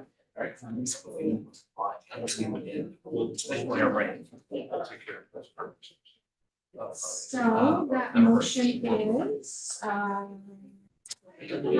Councilor Norman is ready. Moved by myself, seconded by Council Williams, with following information. On June 22nd, 2026, consent agenda C 10.2.1 communications. A, correspondence received from the Ministry of Municipal Affairs and Housing regarding protection of interior streets and Communities Act 2026, 19. B, resolution received from Prince Edward County regarding sustainable funding of public health units. C, resolution received from the town of South Bruce regarding outdoor education being an essential part of public education in Ontario. D, resolution received from the Township of Southgate regarding hand post hand post rating of libraries. And G, correspondence received from David Fish, resident of Township of Wellesley regarding a letter of objection to the structure of accessibility advisory process without consultation of persons with disabilities. 10.2.2, district advisory committees, Grand River Accessibility Advisory Committee grant meeting minutes dated April 23rd, 2020. All those in favor? Carried, thank you. Councilor Williams, 10E, please. 10.2.1E. Thank you, Madam Mayor. I was wondering if the council would be willing to also support similar this motion that came through from Southgate and a couple other townships and counties across Ontario. This is related to the changes in the FIPA Act, where the premier and ministers no longer have, or ministers depending, and no longer have to provide their emails and stuff like that. I agreed with this motion, and I was hoping we could also just add our voices to this. Thoughts, councilors? You comfortable with it? Councilor Williams? I agree with Council Williams. I think this is overstepping a little bit on the part of the province, so I think we should tell them that we don't agree with this. So would you like to copy the motion or create your own motion? Yeah, I'd like to copy like the motion that Southgate had, where it just says they received this correspondence and they also agree with it. That's a nice, short, and sweet. Thank you. Thank you. Would you like to talk on F while it's happening? Thank you, Madam Mayor. This is another motion, which is it's a lengthy one. But what the part that really intrigued me was just the fact that we have really not had done a lot of research on invasive species. I know that there is work being done by BRARE and by the Browns Park Committee in Browns Park to try to deal with some of these invasive species that have ended up in the park and have ended up in our natural areas. And it would be great to see some thought and perspective being done at the provincial level and see some leadership around that. I don't know if we want to do things similar where we just say we support this motion, or if we want to just go through the motions. Thank you. Do we want to ask staff to come up with a motion for our next meeting? Direction to staff? That would be good too, yeah, because it was a really long one. Yes, so maybe direction to staff on how to address this in a shorter version, but still to the point. Thank you. So we'll do Councilor Dolan, will you second that motion, the first one? Yeah. Thank you. By myself, seconded by Councillor Williman, that the resolution received for the Township of Southgate regarding proposed changes to the Freedom of Information Protection and Privacy Act be received. Be resolved that the Township of North Dumfries received correspondence from the Township of Southgate regarding proposed changes to the information of Freedom of Information and Protection Privacy Act FIPA, and that North Dumfries Council oppose the proposed changes to FIPA and call on the province to ensure records related to the government business remain accessible to the public, and urge the province to consult with the Information Privacy Commission of Ontario and the public before proceeding. And further, that this resolution and supporting documentation be circulated to Premier Doug Ford, appropriate minister, all entities and Ontario municipalities. All those in favor? That's carried. Thank you. Staff to distribute it then. Or just to receive it, okay. So, again, Councilor Tilly, will you second this motion? Absolutely. Thank you. Moved by myself, seconded by Councillor Tilly, that the resolution received from the town of Poplar Hills regarding modernizing Ontario's invasive plants rules To protect taxpayers on municipal lands, agricultural and natural heritage and local gardens be received, and that staff be directed to prepare a follow-up report related to this matter. All those in favor? Carried, thank you.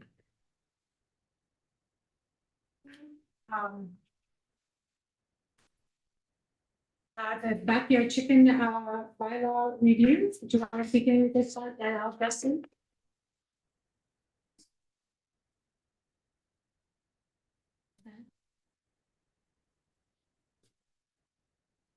Please ask the advisory committee on the consent agenda.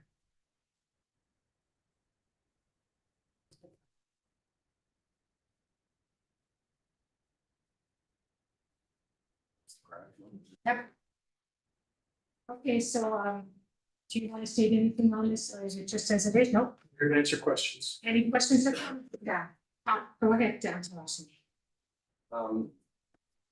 Just with the bylaw, considering the report that's coming up on it. In the bylaw, does it mention condition and location of the coop? Like, is there anything in there that specifies that the chicken coop needs to look respectable?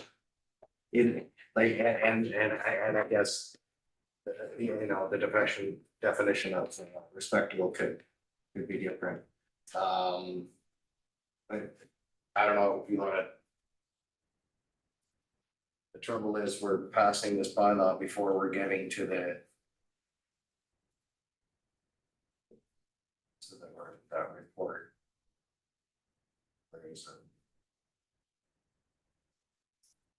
There was regulations there, Justin. There was correspondence received later from a citizen regarding the original person, but to answer Councillor Osner's question, yes. The bylaw does state that coops must be kept in clean and sanitary condition and in good repair. And it provides for setbacks from property lines and residences as well. Is there anything governing material that coop's made out of? You know, can someone just take a bunch of old wood and slap together?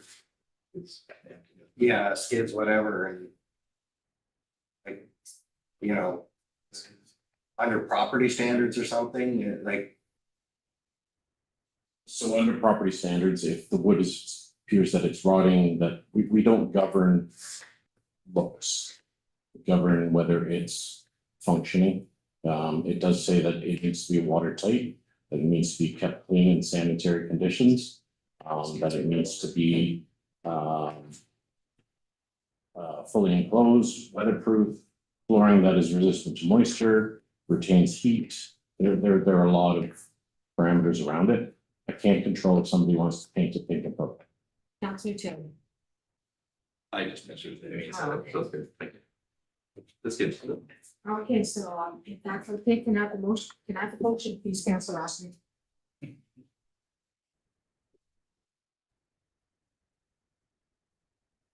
Moved by myself, second by Councillor Rowland, that BOE report number 06-2026 be received, and that bylaw number 3646-26 being bylaw to regulate the keeping and licensing of backyard chickens be enacted.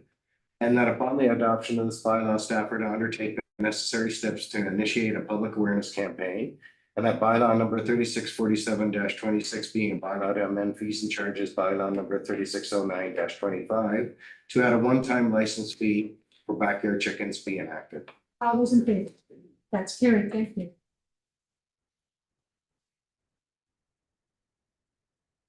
Okay, next is the noise bylaw exemption request for 310 Northumberland Street here. Any questions from the public or from the staff?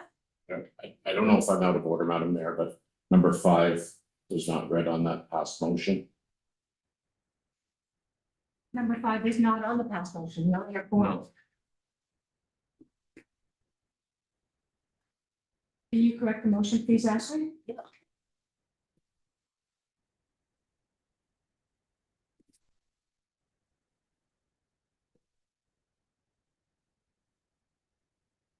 Thank you for getting that, Justin.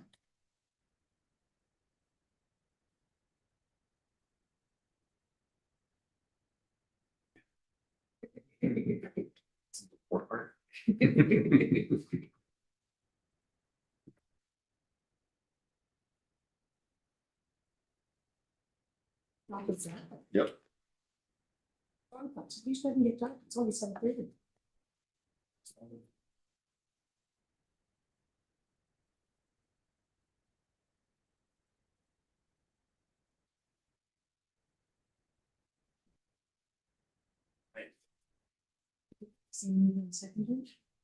Thank you. So Councillor Russell, if you just read statement number 5, please. Okay. And that staff submit to the province a set buying application. All those in favor? That's carried. Thank you. Thank you, Justin. Okay, next is the noise bylaw exemption. Is there any questions or comments? Seeing none, can I have a motion, please, Councillor Tui? Move by myself, second by Council Osmer, that report number BLE 07-2026 be received and that council grant an exemption from the noise bylaw 3421-23 on Saturday, August 8th, 2026 from 2 p.m. to 11 p.m. for the purpose of a backyard wedding event to be held on the property of 310 Northumberland Street in Ayr. All those in favor? Carried, thank you.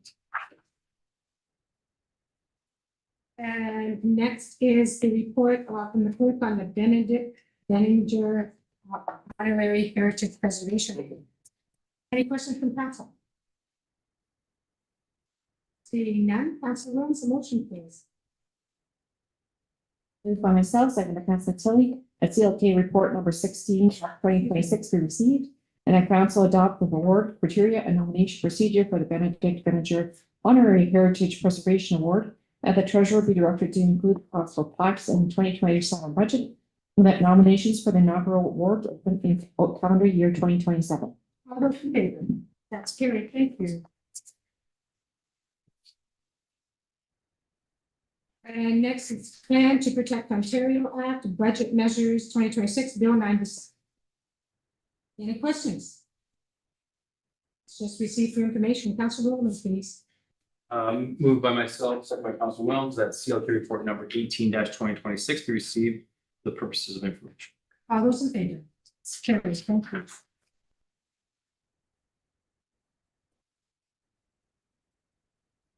Next is Bill 9, Municipal Accountability Act. Any questions or comments? Seeing none, the motion, please, Councilor Rowlands. Moved by myself, second by Councillor Lehman, that CLK report number 19-2026 be received for the purposes of information. All those in favor? Carried, thank you. Next is the Butte Street reconstruction. Any questions or comments? Seeing none, the motion, please, Councilor Osmer. Move by myself, second by Councilor Rowland, that PW report number 09-2026 be received and the council approve the award of tender ND-2026-C4-RFT for the Butte Street reconstruction project to Robert M. Simon Construction Limited in the amount of $475,819.80 plus HST. That council approve the replacement of the asphalt surface and installation of a curb/gutter profile on McCray Street as an addition to the Butte Street reconstruction project. And that council approve an allowance of $60,000 plus HST for the required materials testing, inspection, and contract administration necessary to support the project. And that allowance of $205,000 plus HST be established for the additional work to complete McCray Street and any provisional or contingency requirements related to the project. And that the mayor and clerk be authorized to execute any necessary documents associated with this project. All those in favor? Carried, thank you.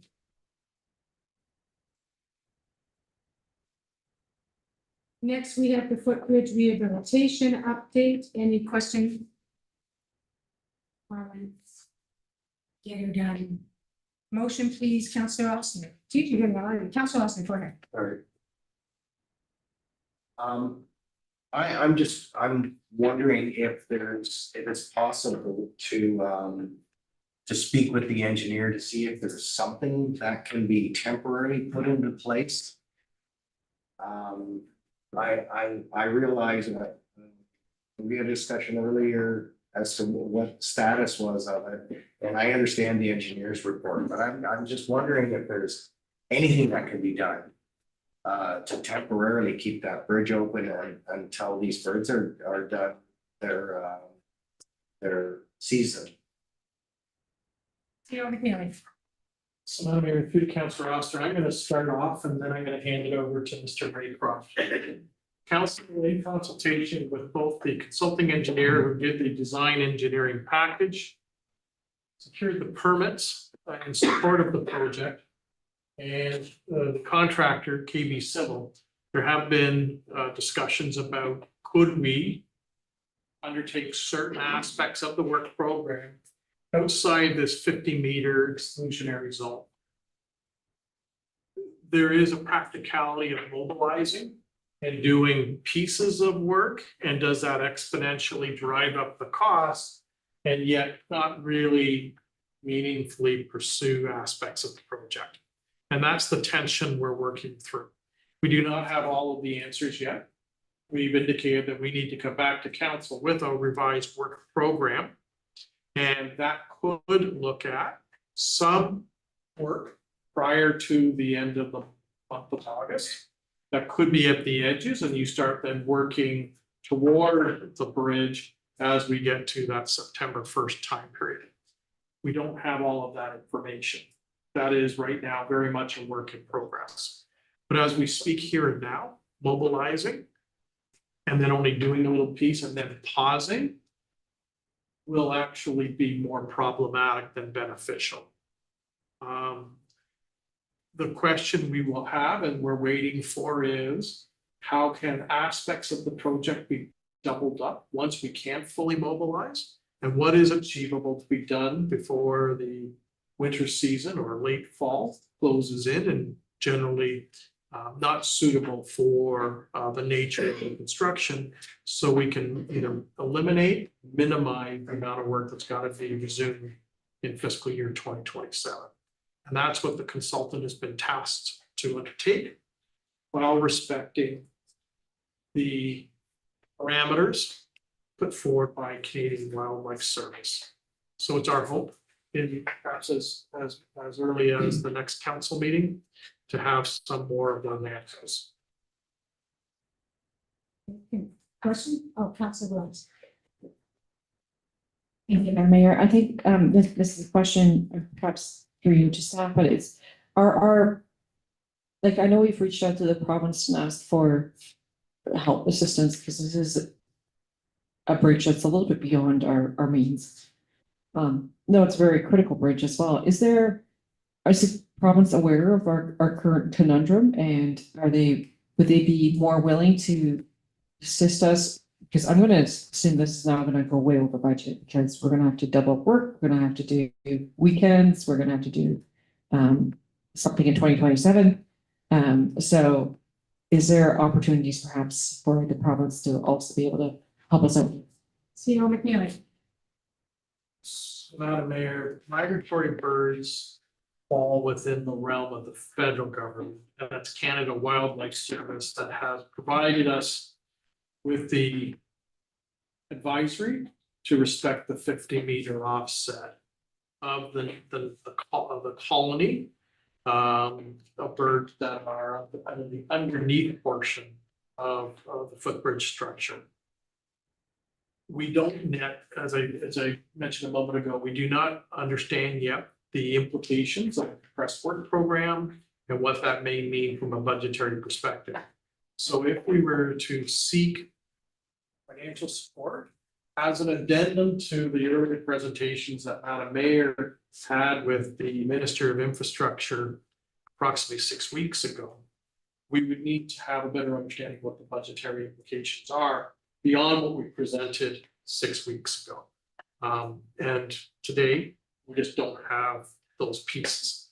It might represent further information to be shared with the minister and his senior staff once we have those numbers, and we can plug that into sort of an update of the briefing. But at a minimum, we're going to be faced with the similar issue, I'm sure, when we talk about the Piper Street Bridge, because generally speaking, the species that we're talking about want to have spatial separation from the water surface, but seek the shelter of the bridge structure. So we don't expect this to be the same issue with Shellard Bridge and or the Jedburgh Dam Bridge, which is scheduled for next year, because literally they're right at water surface. Similar to Footbridge, we generally have similar characteristics for Piper Street Bridge. So Sierra McNeely is calling the ministry every 2 weeks to remind them we need the money. They were not gonna fund the footbridge, but we thought they were going for Jedburgh or Piper. So I felt good with the ministry for that. And every 2 weeks he makes them, reminds them. We thank him for that, yes. Councillor Austin. Thank you, Madam Mayor. Through you to CEO McNeely, is there no process of appeal to Canada Wildlife Services? And possibly claim negligence on their part, because if this project was moving forward, why weren't they there before the project started? To inspect the bridge, to see if there's any wild species there that are in danger, rather than showing up whenever they felt like it while the project was being worked on, and then say, oh, no, you gotta shut down. I mean, like that sounds to me like it's blatant disrespect for the process of taxpayer money and the process of our contractor and everybody involved and the people that rely on that bridge to make money. Like, they should have been there before. Sierra McNeely. Why they come during the process? So, Madam Mayor, through to Councillor Austin. I am not aware of an appeal mechanism built into their program or protocols. We did and have escalated this through the federal bureaucracy to try and tap into more senior personnel to seek relief. We actually put forward alternative proposals to allow for a phased scaling of the work, which would have allowed us to do meaningful work while simultaneously maintaining the integrity of the protection of the colony. And we actually retained an avian specialist to help inform that strategy, including having that avian expert on site monitoring our activities during the construction phase. We have not been successful in moving them off that position. Councillor Austin. Would this be a situation we could talk to legal counsel about? I mean, this is gonna be a lot of money for us. And it's gonna be a long time for that bridge to be shut down for the local businesses that make money off that bridge by using that bridge. And I mean, like, I honestly, I find it ridiculous that Canada Wildlife Services can come in during the process of this reconstruction and not before. And say, no, shut it down, and have absolutely no recourse, no responsibility on the fact that they should have been there inspecting this before the project started. So, Madam Mayor, through to Councillor Oster. No, we have not consulted legal counsel in the context of measures applied against Canada Wildlife Service. So anyways, we have to move forward with the motion. Councillor Austin, would you make the motion?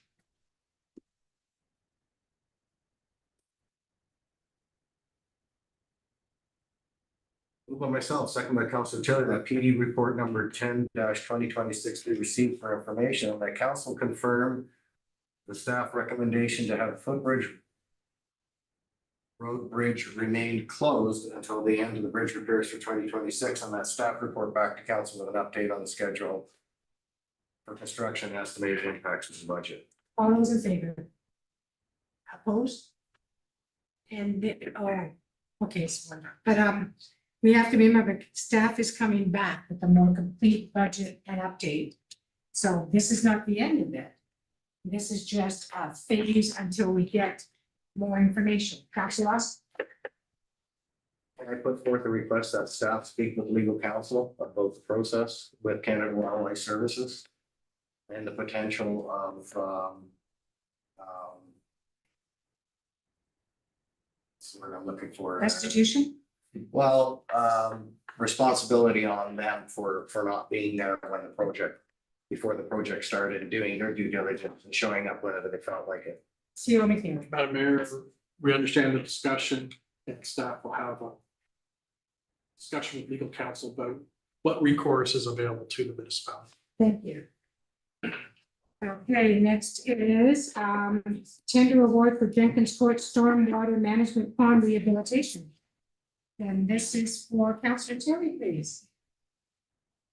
Moved by myself, second by Council Roman, that PW report number 11/2026 be received and the council approve the award of contract in 2026 C10 RFT for the Jenkins Court SWM pond rehabilitation in the amount of $107,633 plus HST to South Brant Excavating Incorporated, and that a project contingency of $100,000 plus HST be established, and then a budget of $25,000 plus HST be included for inspection, geotechnical, and material testing works as required, and that the mayor and clerk are authorized to execute any necessary documents to facilitate the completion of this project.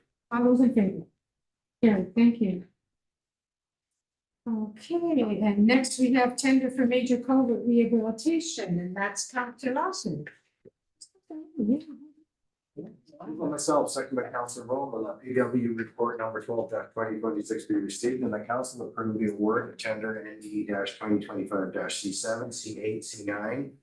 RFT for the major culvert rehabilitation project 10002518226 Ontario Inc. in the amount of $40,330 plus HST. And that allowance of $30,000 plus HST be established for any provisional requirements related to the project, including environmental requirements, etc. And that the mayor and clerk be authorized to execute any necessary documents associated with this project. All those in favor? Carried, thank you. Okay, and that was the culvert.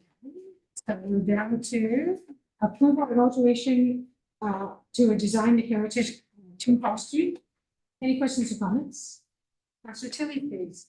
Moved by myself, second by Council Officer, that PD report number 37/2026 be received, and that council accept the scoped cultural heritage impact assessment prepared by LHC Heritage Planning and Archaeology Incorporated, dated October 8th, 2025, and revised February 25th, 2026, together with the supplemental information memorandum dated April 28th, 2026. And then council approved the proposed exterior alterations to the designated heritage property located at 2 Hall Street, including the replacement of existing windows and repainting of the exterior siding. And the replacement windows generally maintain the existing windows openings, proportions, configuration, and visual appearance of the existing dwelling. Those in favor? Carried, thank you. And next is proposal official plan and zoning bylaw amendment, file number and that's Councillor Rose, and ask your questions or comments. Looks like you got the language.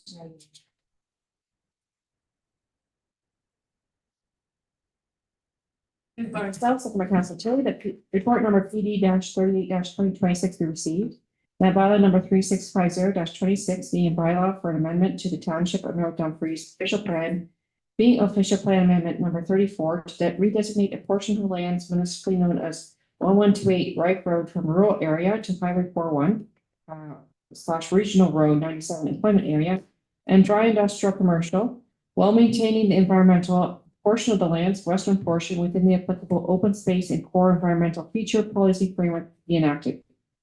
And that bylaw number 3651-26 being a bylaw to further amend general zoning bylaw number 689-83 to rezone a portion of the lands municipally known as 1128 Rife Road from Z1 agricultural to Z9 industrial with an amended site specific exemption number 20.01.47 and an associated holding provision, and to rezone the western environmental portion of the lands from Z.1 agricultural to Z.112B environmental protection 2 EP2, and subject to amended site specific exemption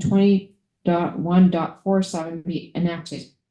And that Township Council is satisfied that the requirements for public meeting in accordance with subsection 17, 15, and 3412 of the Planning Act have been met. And that staff issue the notice of decision for the two planning applications as required under legislation as the approval authority. All those in favor? That's carried. Thank you. See you in a little while, Councilor.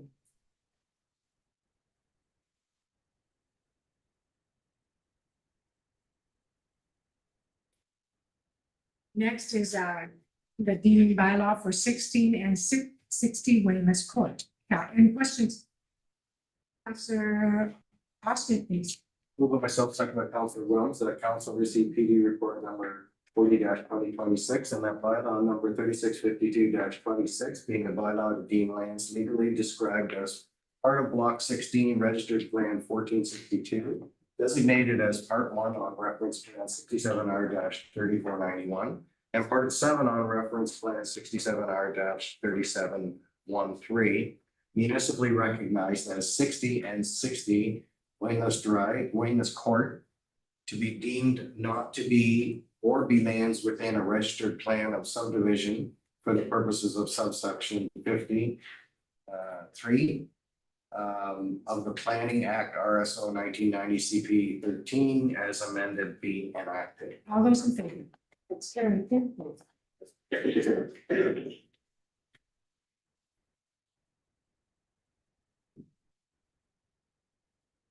Approval of the development agreement for 1279 Blanchard Road, consent file number B-04/25. Councilor Rowland, any questions or comments? Seeing none, Councilor Rowland, please. Moved by myself, second by Councilor Tilly, that P report number 41-2026 be received. And that the agreement between the Township of North Dumfries and Horatio Souza satisfy condition proposed of visual approval consent file number B-0425 for the 1279 Branchland Road be approved, subject to any minor revisions required by the Chief Administrative Officer and or the Township Solicitor, and that bylaw number 3653-26 being a bylaw to authorize the mayor and clerk to execute a development agreement between Horatio Souza and the township be enacted. All those in favor? That's carried. Thank you. Seems like you have a years with the bylaws up there. Next is report number B, building 01-2026, sign variance request for the additional sign to be added to the face of the building of 1295-1359 Dickey Settlement Road. Any questions or comments? Can I have the move, please, Councilor Tilly? Moved by myself, second by Councilor Osner, the BLDD report number 01-2026 be received. And that council grant a sign variance under the bylaw number 2491-12 for 1295 to 1359 Dickey Settlement Road to allow for an additional sign mounted on the west building elevation at a size not to exceed 1.55 meters in height and 4.6 meters in length. All those in favor? Carried. Thank you. Next, it's a lot line adjustment for Dance of Temple.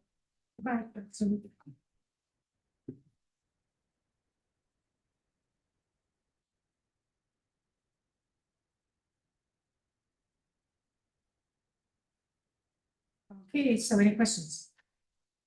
Councilor Rowland. I mean, my question is through the CEO.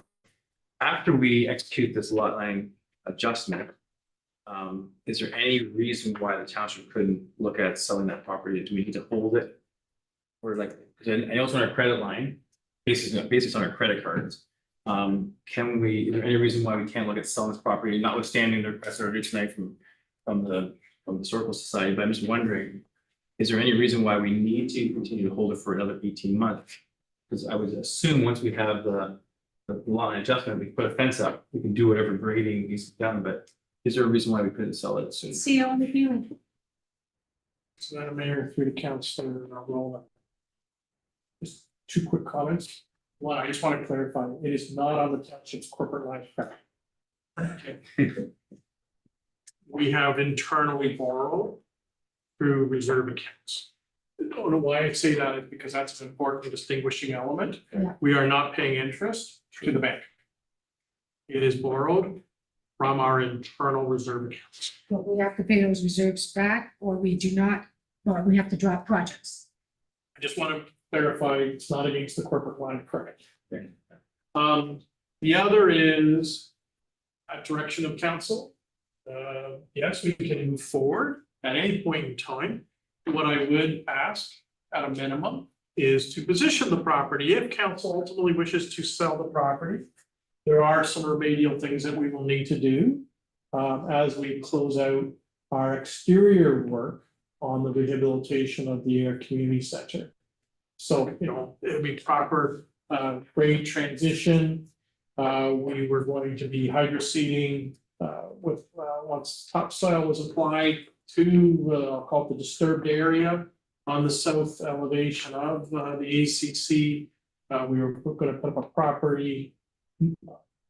proper fence at the new property line to differentiate the property boundaries between 10 Water and 7 Church Street.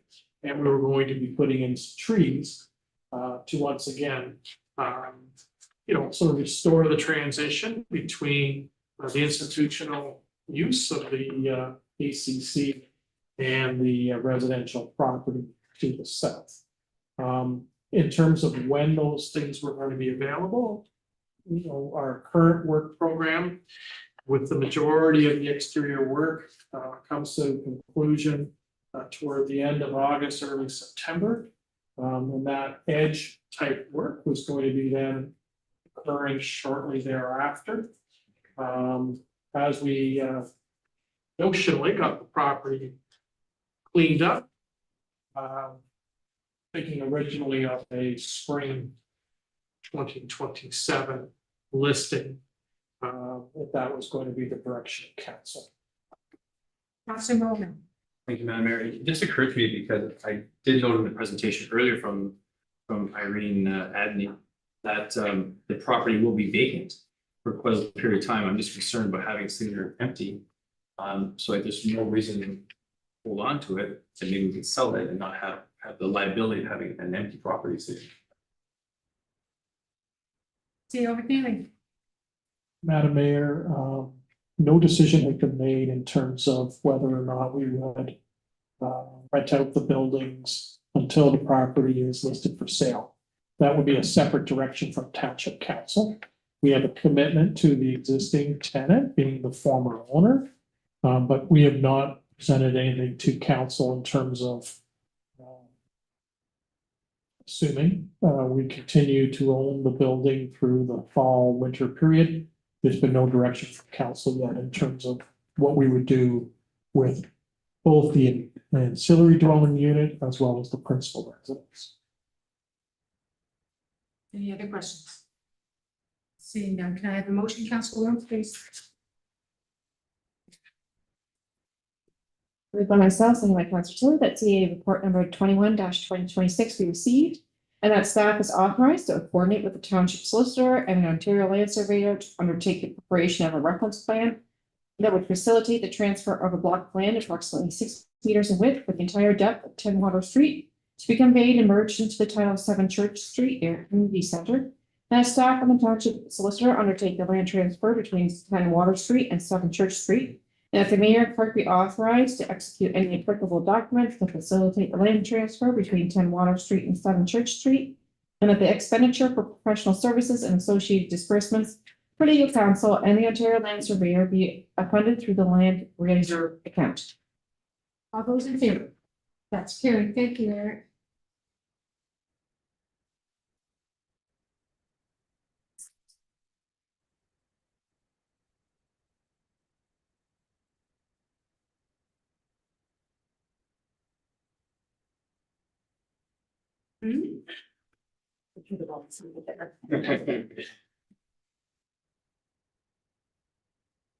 We're now at awarding the consultant services, new official plan and Spreads Road District Cultural Heritage Landscape Study. Any questions? Can I have the motion, please, Councilor Roman?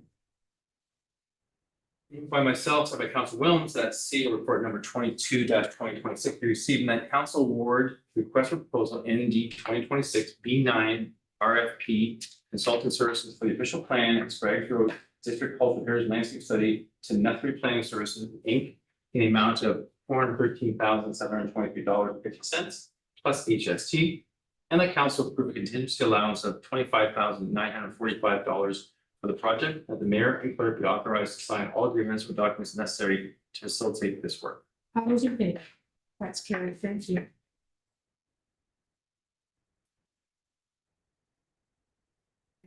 So we have the annual treasury statement and continue to meet the development charges user fund. That correct? Yes. Council, any questions or comments? Council Bowman. Moved by myself and by Councilor Oster that FIN report number 10-2026 be received for the purpose of information. And that staff post this report to the corporate website and file the requisite information with the provincial government. All those in favor? That's carried. Thank you.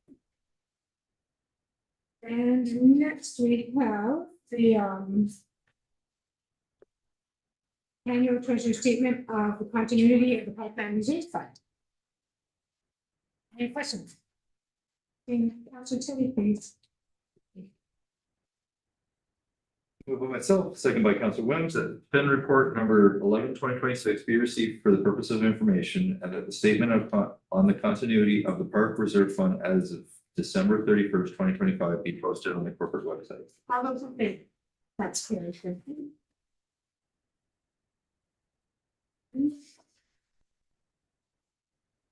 We are now at the non-standard procurement acquisition fire department records management system RSM. Any questions or comments? Seeing none, can I have the motion, please? You waited all night for this, haven't you, Jackie? Then you can go home. Councilor Rossi. By myself, second by Council Williams, that FD report number 07-2026 be received for the purposes of information. And the council approved the non-standard procurement through the sole source acquisition of the first due records management system, RMS, for the fire department. And the council approved the required unbudgeted expenditure in the amount of $10,000 plus HST for 2026, with funding being applied against the licensing of software in the fire department's operating budget. And that the mayor and clerk be authorized to execute any necessary agreements or documents to facilitate the purchase of this. All in favor? That's carried. Thank you. And now we have correspondence for action. Repeat man regarding the intersection of Gore Road and Shelley Road. Any questions or comments? Can I have the motion, please, Councilor Tilly? Moved by myself, second by Council Rowland, that the correspondence received from what he meant and regarding the intersection of Gore Road and Shelley Road as be received, that staff be directed to retain an external consultant to complete a road safety assessment of Gore Road extending from Cambridge municipal boundary through to the Hamilton municipal boundary. That staff liaise with an update to the township opponent Pushkins on the status of this review and any information arising from the assessment. And then a future report be presented to council on the results and the recommendations arising from the road safety assessment. All those in favor? That's carried. Thank you. And next is correspondence received from Megan Gruner regarding the speeding and road safety on Clyde Road near Village Road. Any questions or comments? Seeing none, Councilor Tilly, please. Moved by myself, second by Councilor Oster, that the correspondence received from Megan Brunner regarding the speeding and road safety on Clyde Road near Village Road be received. All those in favor? Carried. Thank you. And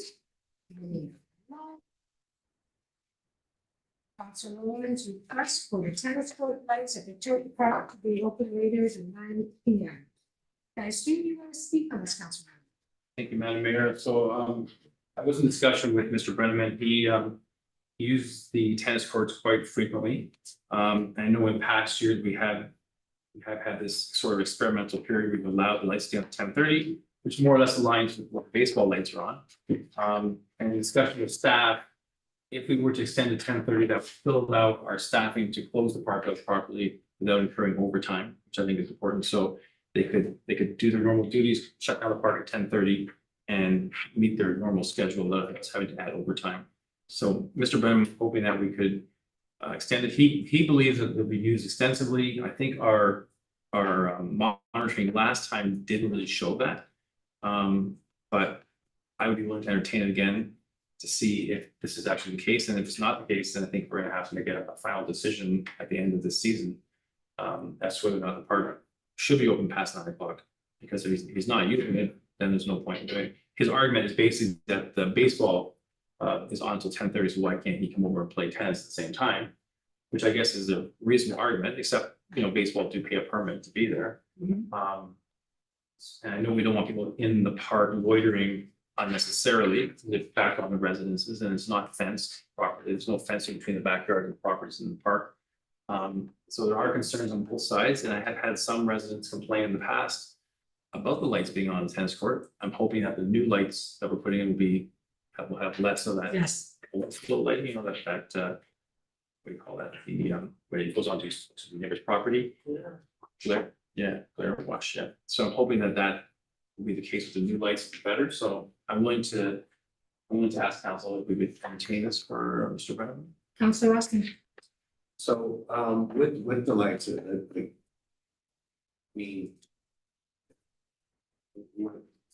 we're asking for it to stay open past 9 o'clock. I mean, 9 o'clock, you technically don't even need lights, so it's why you put lights in it, we can use them.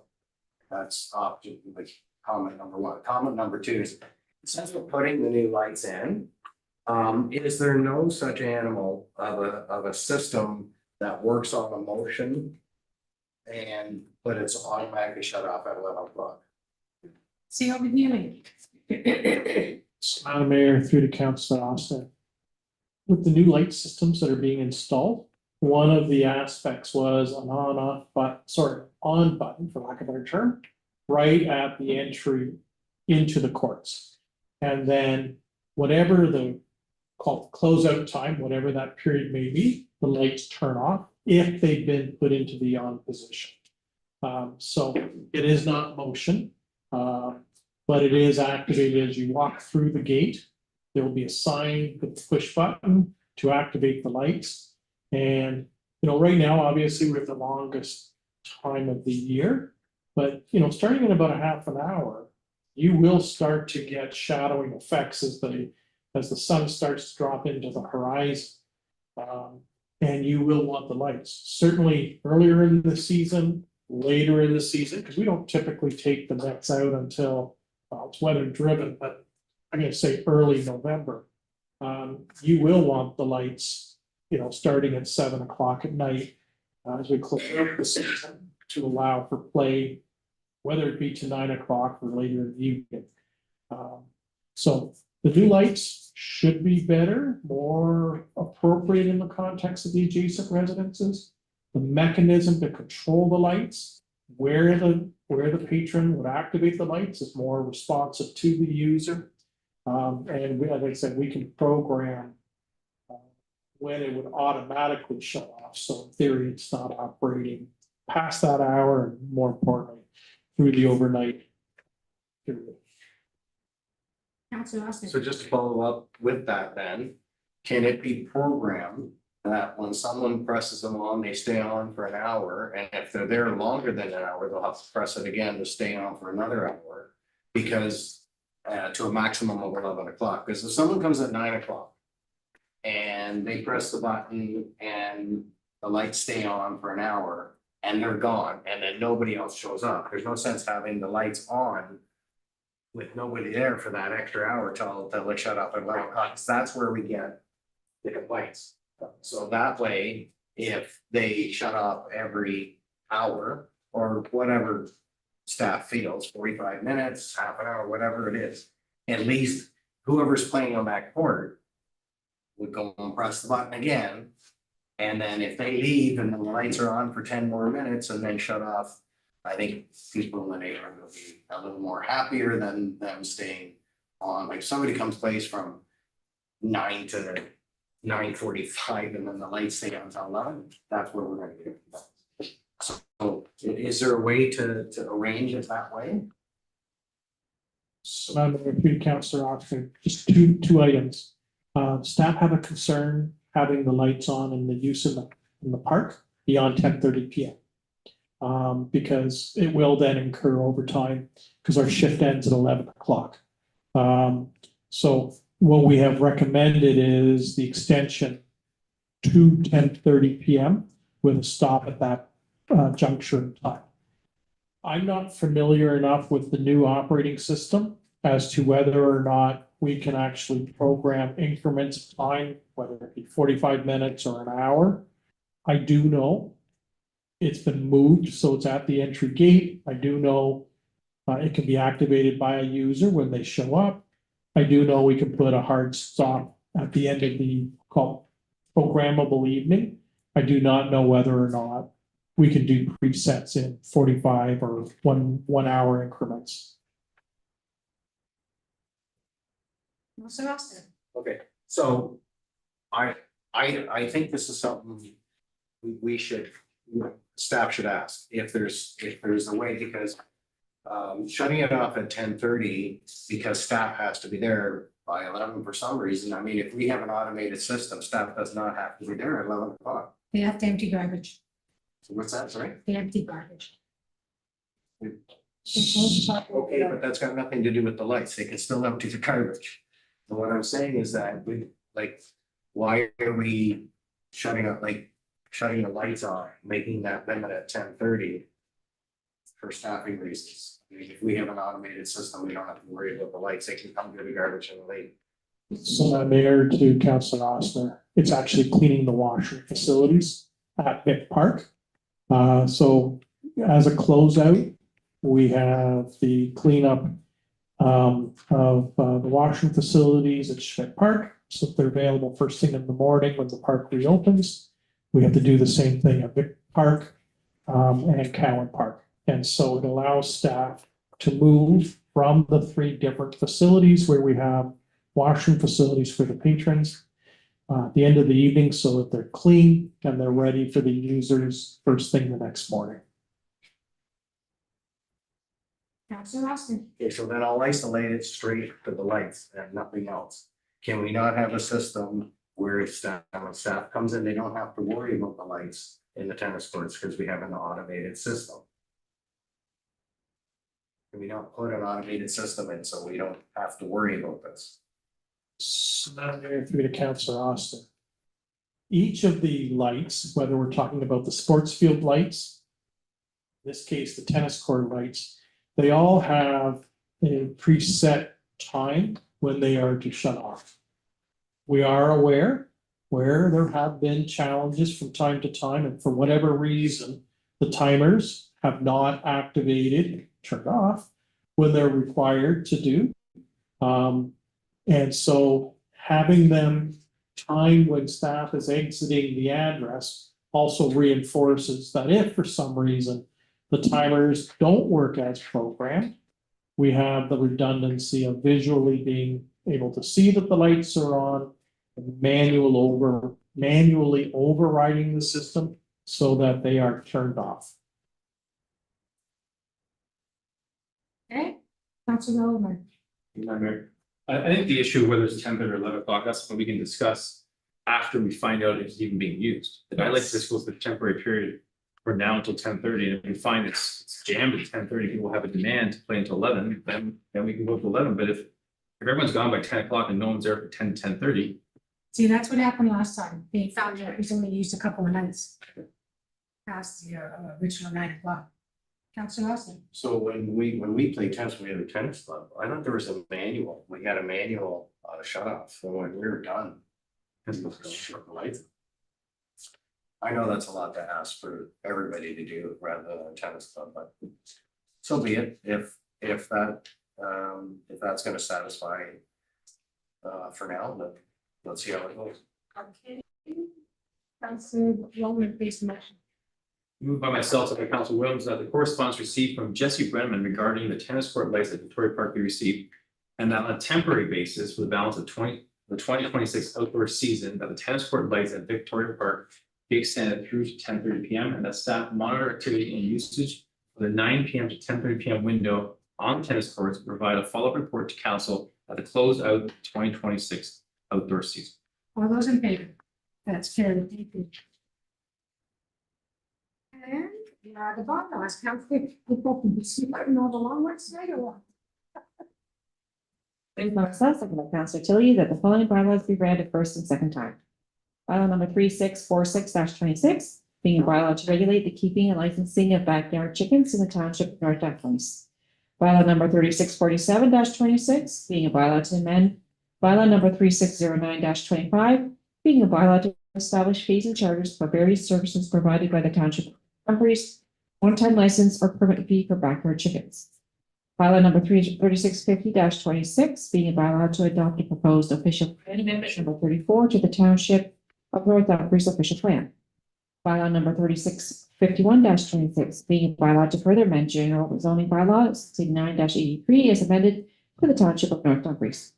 Bylaw number 3652-26, being a bylaw to deem part of registered plan 1462 not to be a registered plan of subdivision for the purposes of subsection 3050, section 3 of the Planning Act RSO 1990 CP 13 as amended.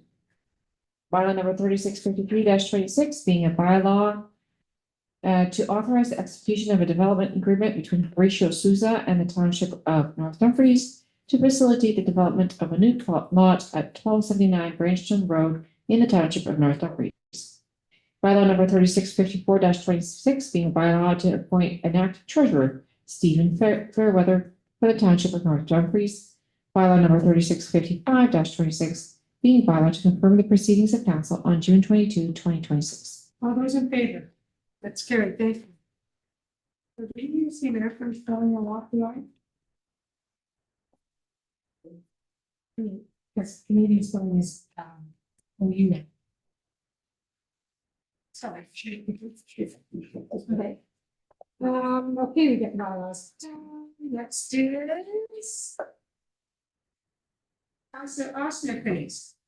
Moved by myself, second by Councillor Rowland, that bylaw numbers 3646-26, 3647-26, 3650-26, 3651-26, 3652-26, 3653-26, 3654-26, and 3655-26. He read a third and final time and signed still by the mayor of Park. All those in favor? That's very clear. And the adjournment, please, Councillor Spalding. Move by myself, second by Councillor Osmer, that whereas business before this council meeting has been completed at, that's 8:22 p.m. And be resolved that the meeting is adjourned. Those in favor? That's carried. Thank you.